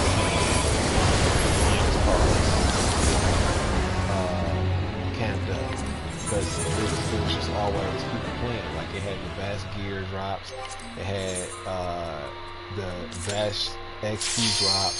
You know, it was like mandatory if you want to level up your job quick. You go there. Because trying to play it in the regular content to level 1 or 0, because they start from 0 to level 99. Oh my god. You got like they didn't have it without a book page you could set and get EXP. That wasn't part of it, you know what I mean? So, you know, you had to grind that shit out. You had to, you know, kill until you got enough EXP. Now you can do the pages and they'll give you bonus EXP to help you get over that hump, you know, help you gain them levels faster. But you know, that wasn't always like that. I caught it before they made the pages of valor. So I was man going through it. I was mad as hell trying to get EXP. Then when they made the fields of valor, they limited it. It wasn't in certain parts of the game, and then they realized how effective it was. And how much people liked it. They just ended up turning it part of the game. And they put it in all areas. And they started daily the potassium points take so much gas. I got it.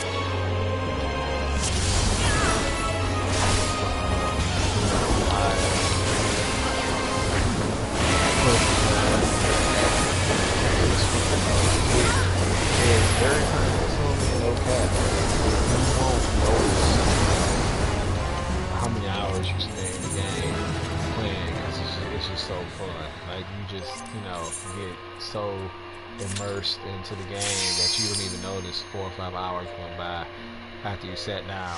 You know what I mean? You don't even feel it because you were so captivated by what's going on, and it's so much fun. There's so much stuff to do, way more than you feel. And then the graphic, that is hell. So, literally, that's a whole bag of worms. It takes so long to graphic jobs, and I don't even know if they have to where pages for that now. I think you can, because the last guy I saw online today, he was doing some crafting, and I saw Jacob was saying to craft 30 aluminum ignites. So I think you can use the pages, or it's a manual objective, I think, to get bonus XP now. But it used to be really hard. They made it like discouraging.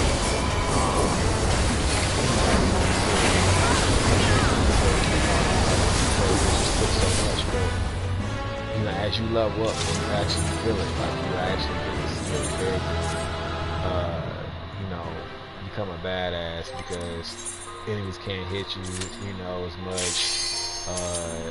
The attack, you know, damage you do is alarming, especially when you black mage. It's like, damn, I just did that much damage. Wow.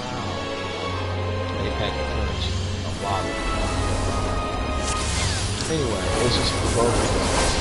I play them both.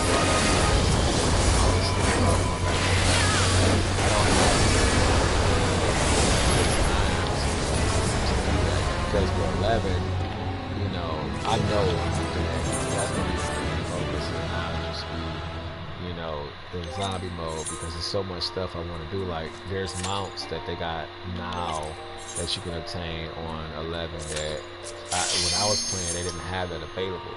So I don't have those mounts. I would try to go collect those. And then there's also some weapon skills that you get unlocked on urban weapons. And I want to do that for other jobs.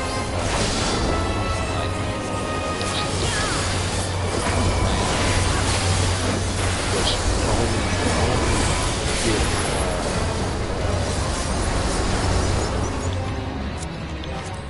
only get available to you after you use the weapon skill for so much with the weapon, you know, armed to you, that it gives you the option to learn the skill, but you have to use it so many times. So, you know, I wanted to do that, and then I wanted to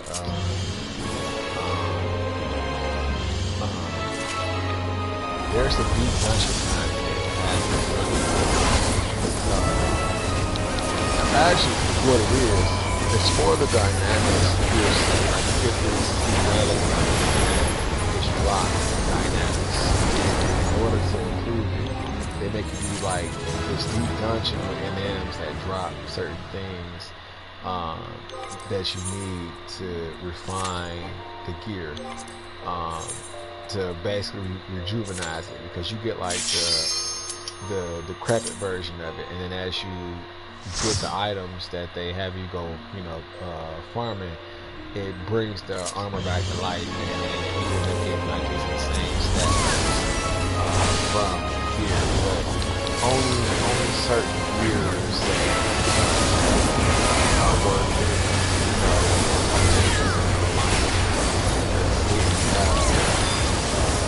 Attributes and skills and stat bonuses from the relic armor that drops from dynamics, and it is hard. Like you have to have a party, an alliance, and they have to know what they're doing. You know what I mean? Like now, well, at that time you did. Now you can use trust and you know, manage a lot of the content. That was definitely part of the must situation.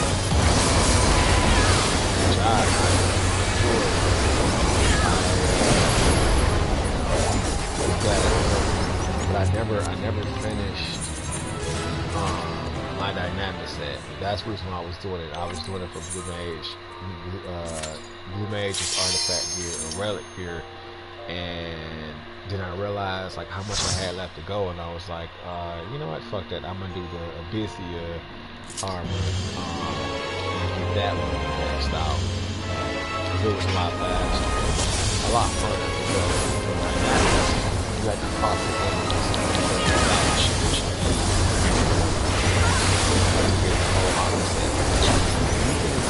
Certain pieces of the body, but you know it's pointless if you're not gonna wear the whole set, because as a set it has another hidden bonus for wearing all the pieces. So I'm like, man, you know, I gotta find all the shit in dynamics, and then I have to unlock it, you know, the first stage of it by doing some more shit. Dynamics is really hard. It's like a war reality. Here, monsters are weird because you have to proc them. Like each monster has a certain type of attack, you know, whether it's a puncture attack, a slash attack, or a stagger attack, you know, attack that makes a stagger, for it to proc. Like it'll get an exclamation mark over his head, like, oh, you did the right thing, and then it'll drop, you know, the item that you're searching for, the relic gear, and then the items required to level that gear up. So I'm just like, oh, this shit is horrible because the way it's set up, it's like you have to go to a final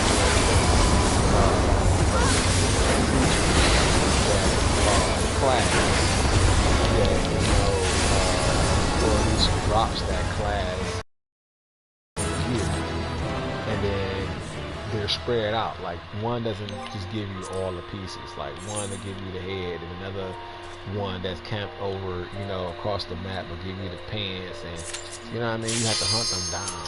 And it's very dangerous because enemies attack on sight, you know, or noise, or bleeding, so damage. You run away from something.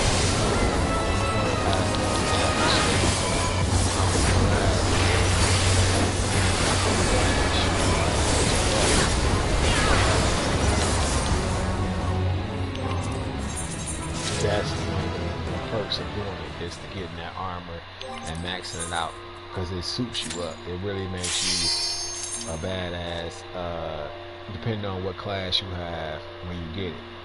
And that's like, that was incentive to make you pick strategically and do the quest, you know, to power up the artifact.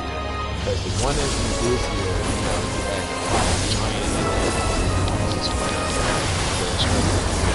the next stage. And dynamics, air and proper monsters like other monsters that drop other stuff that drop, you know, for you to activate the armor. And it's just, it was easier to just do Abyssea, because you know, you didn't have to go walk around in the dark, and you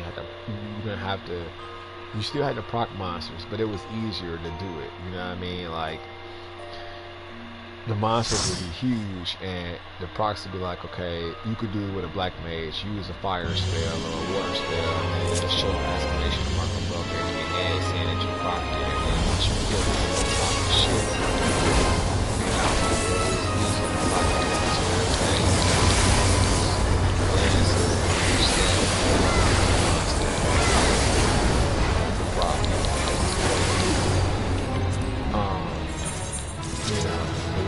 Were a lot easier and more frequent with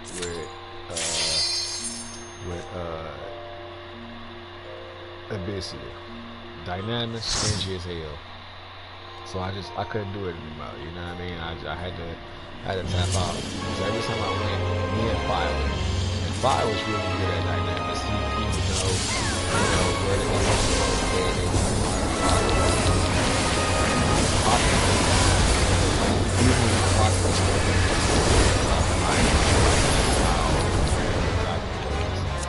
just helped with the drop. So it was rough.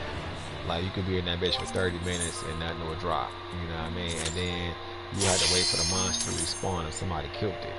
So and it was people playing like they were on like on edge about that armor, especially for certain classes. Like the blue mage armor was really nice in there. Summer was decent. Even though obviously was better because obviously it has to be average like graduation cost. It would really kill the cost and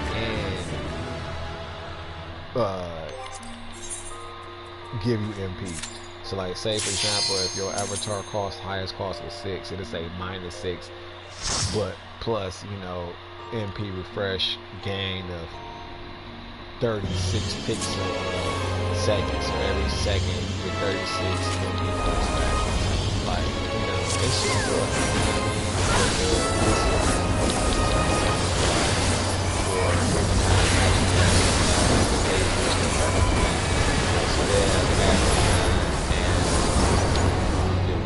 generation rate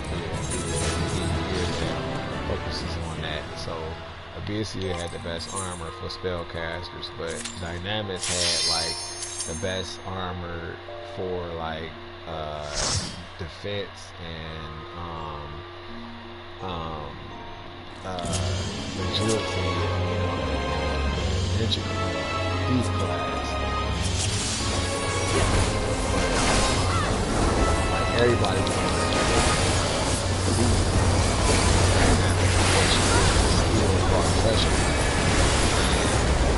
that was one of the procs that you had to put on enemies. Like once Busy came out, you had to procs the enemies with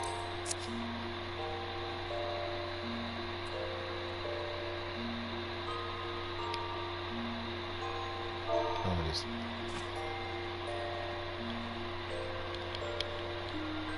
do a few more. Okay.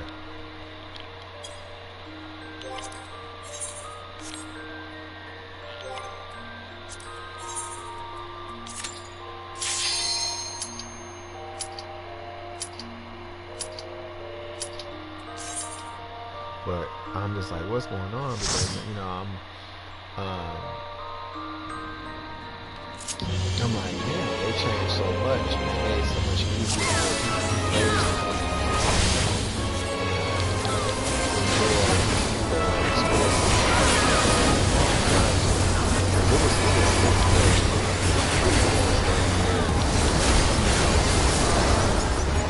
insane,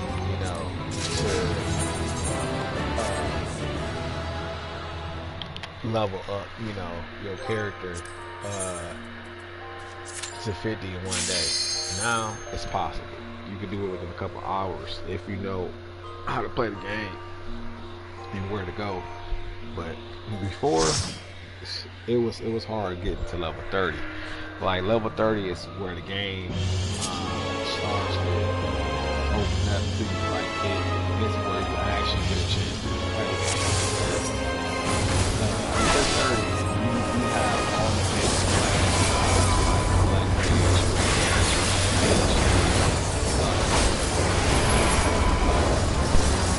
that's it.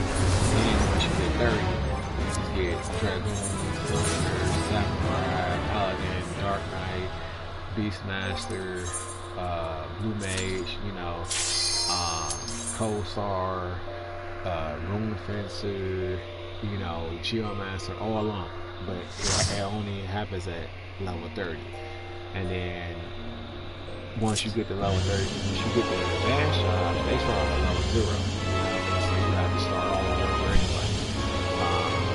But it was worth it.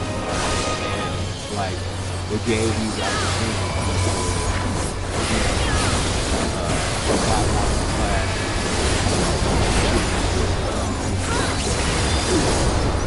More advanced jobs, it gives you options now. But it's like, damn, why couldn't I just start off with that at the beginning? Because I would have been, such a higher level. But you know, it was infuriating to have to start, you know, over a new class because you had to unlock it with the way that HP was. And when you got to 15, it was so hard to go back. You know, get started. So about that thing,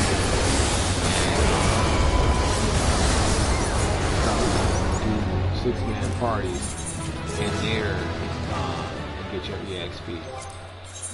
Because, you know, the monsters' defense was crazy. Like, they will fuck you up. And the only way you can kill one at a time was with a 6-man party. Then they bought the pages of Full of Valor that you could do while in the party. And it just made level so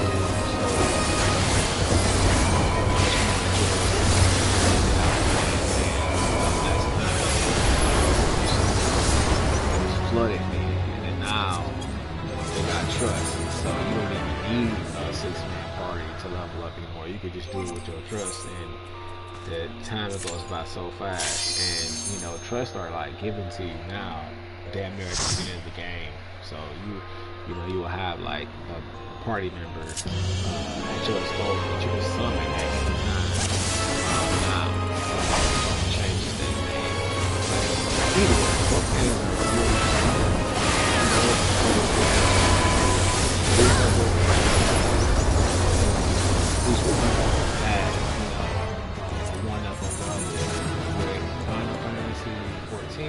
it's easier to travel. You know, you can fly, you can swim. Got a shit ton of mounts. 11, you have a mount, but you can't fly and you can't swim. So, you know, it's like, oh, damn, you know, I'm restricted to just travel across the land and over the sea, you know, by boat. Yes, you don't have a personal boat. You have to use the boat, I guess, on in-game time. Drive.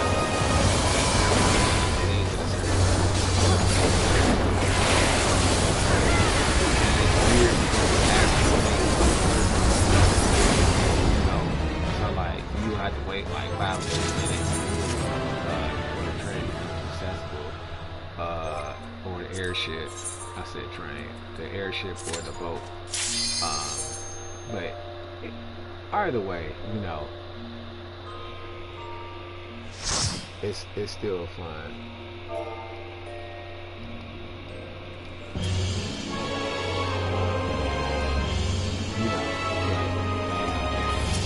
You know, once you get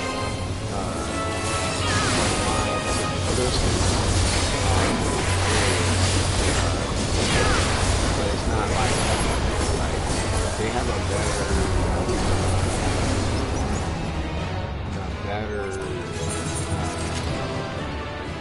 teleportation system, because on 11 only white mages and black mages can use teleporting magic. No one can just, you know, how they can on here, align themselves with crystals and then use the teleport function and teleport back to wherever they want to go. You know, if they've already been. They can't do that. They can't do that on 11. You have to work spell with black mage, black mage, as a main or a sub job. You have to be past level 20. You know, so your main job has to be level 40 for you in order to use black mage's warp, because it's a level 20 spell. You know, and white mage you have to be like level 36 and higher. So you will have to max level in order to use white mage.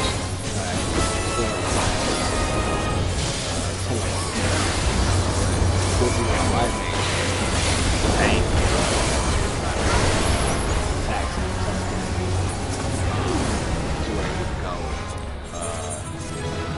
If you have the spells, because the spells cost, those bitches is expensive, and then, you know, once you learn them, the spell becomes part of your arsenal until you close out an account.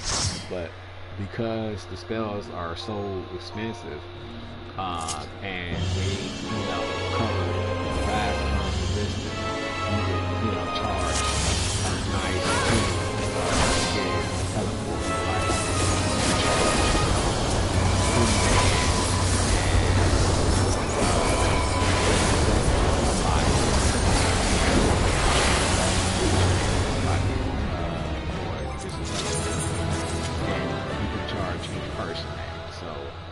you can put up to 6 people in the party. So 20, times 20,000 times 6, you're looking at, what's that? 600,000, 60,000, something like that. Yes, I think it's 60, 20, 40. No, 20, 40, 60. That's 3. 60, 80, 90, 120, 120,000, my bad, at your disposal. So, just for teleporting 6 people, easy peasy. And that's what people do. They would just make bread off of that, because so many people, back when I was playing on 360, it was people everywhere. And the store.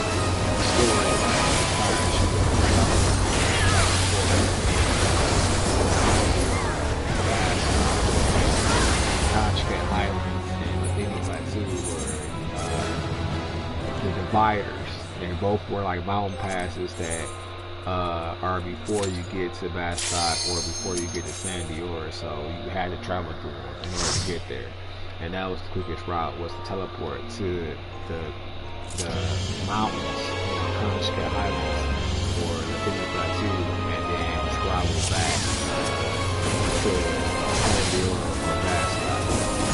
Conchcat Highlands, that was the path to Bastot. You know, Conchcat Highlands, you get to Bastot, and then once you pass it, San Dior. So,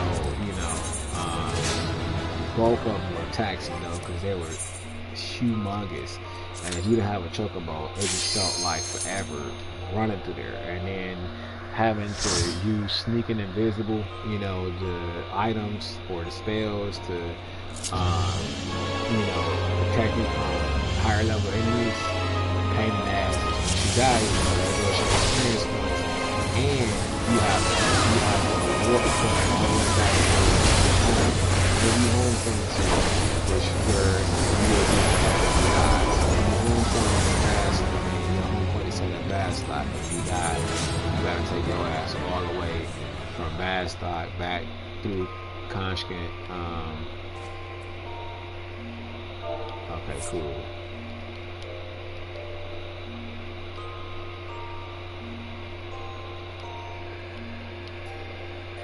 Let me see how many you need first, because I hate to sleep on people when they so close.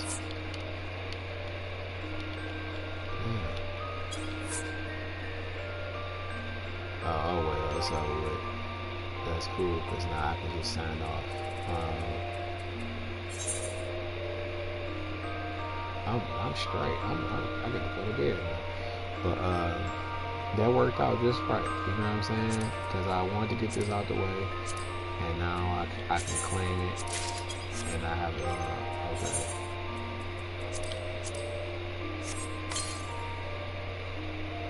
Sweet. So what the mount look like? Mount guide. It's on the second page. Fire. Okay. Alright, I'm out. Peace out, folks.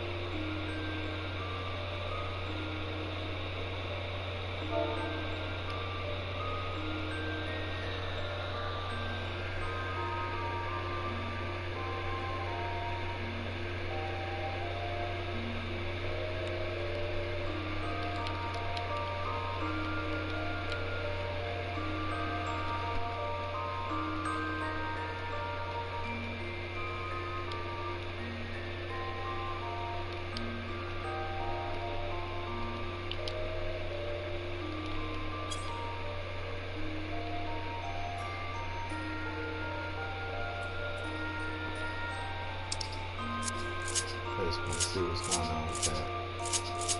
And then I'm gonna call it a night. First I'm gonna look at the mount, and then I'll call it a night.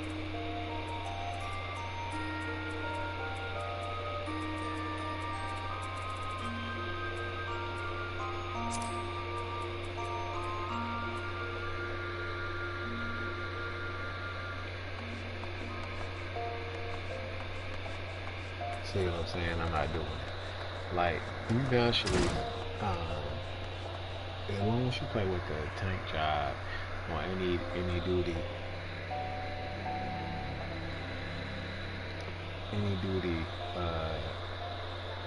after level 61, you get credit if you win. So you get to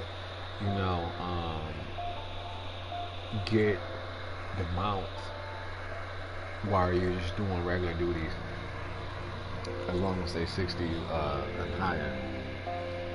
So I'm like, you know what, I'm not about to sit there and farm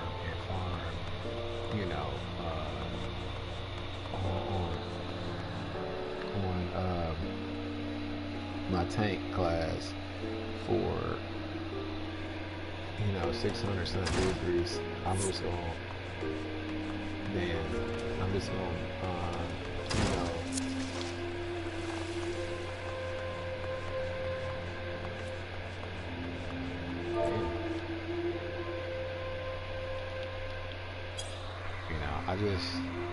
I'm like, nah, until I know the information on this. I know that, oh shit, a guarantee, okay, cool.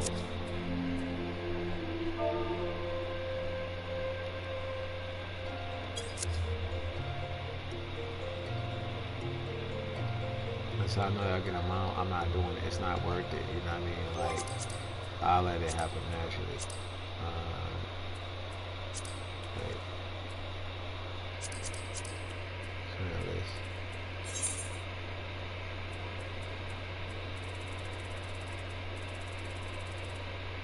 Where is her name?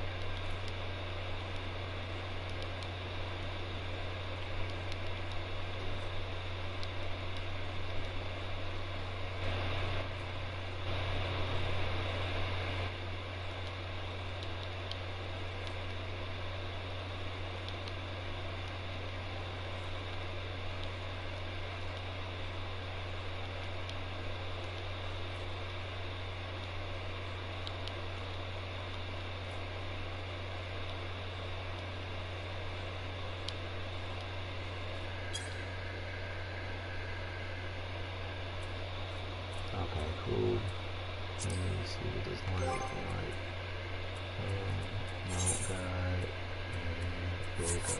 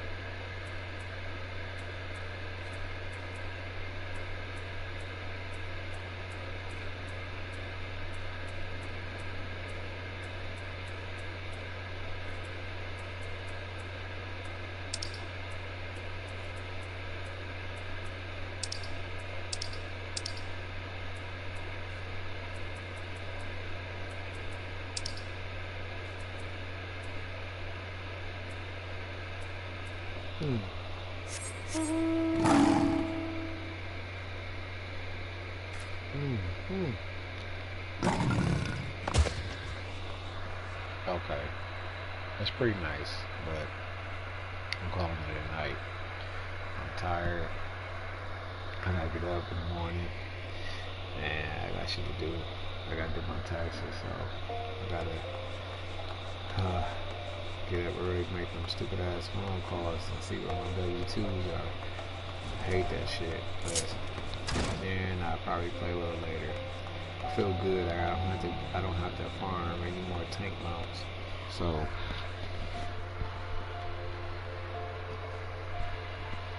that is a relief.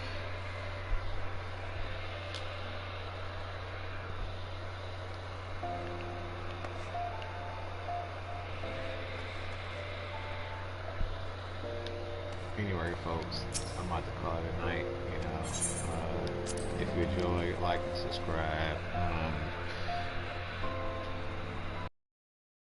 We'll be putting up other games eventually. But as of right now, you know, I'm gonna try to include more stuff with, you know, my time on here. And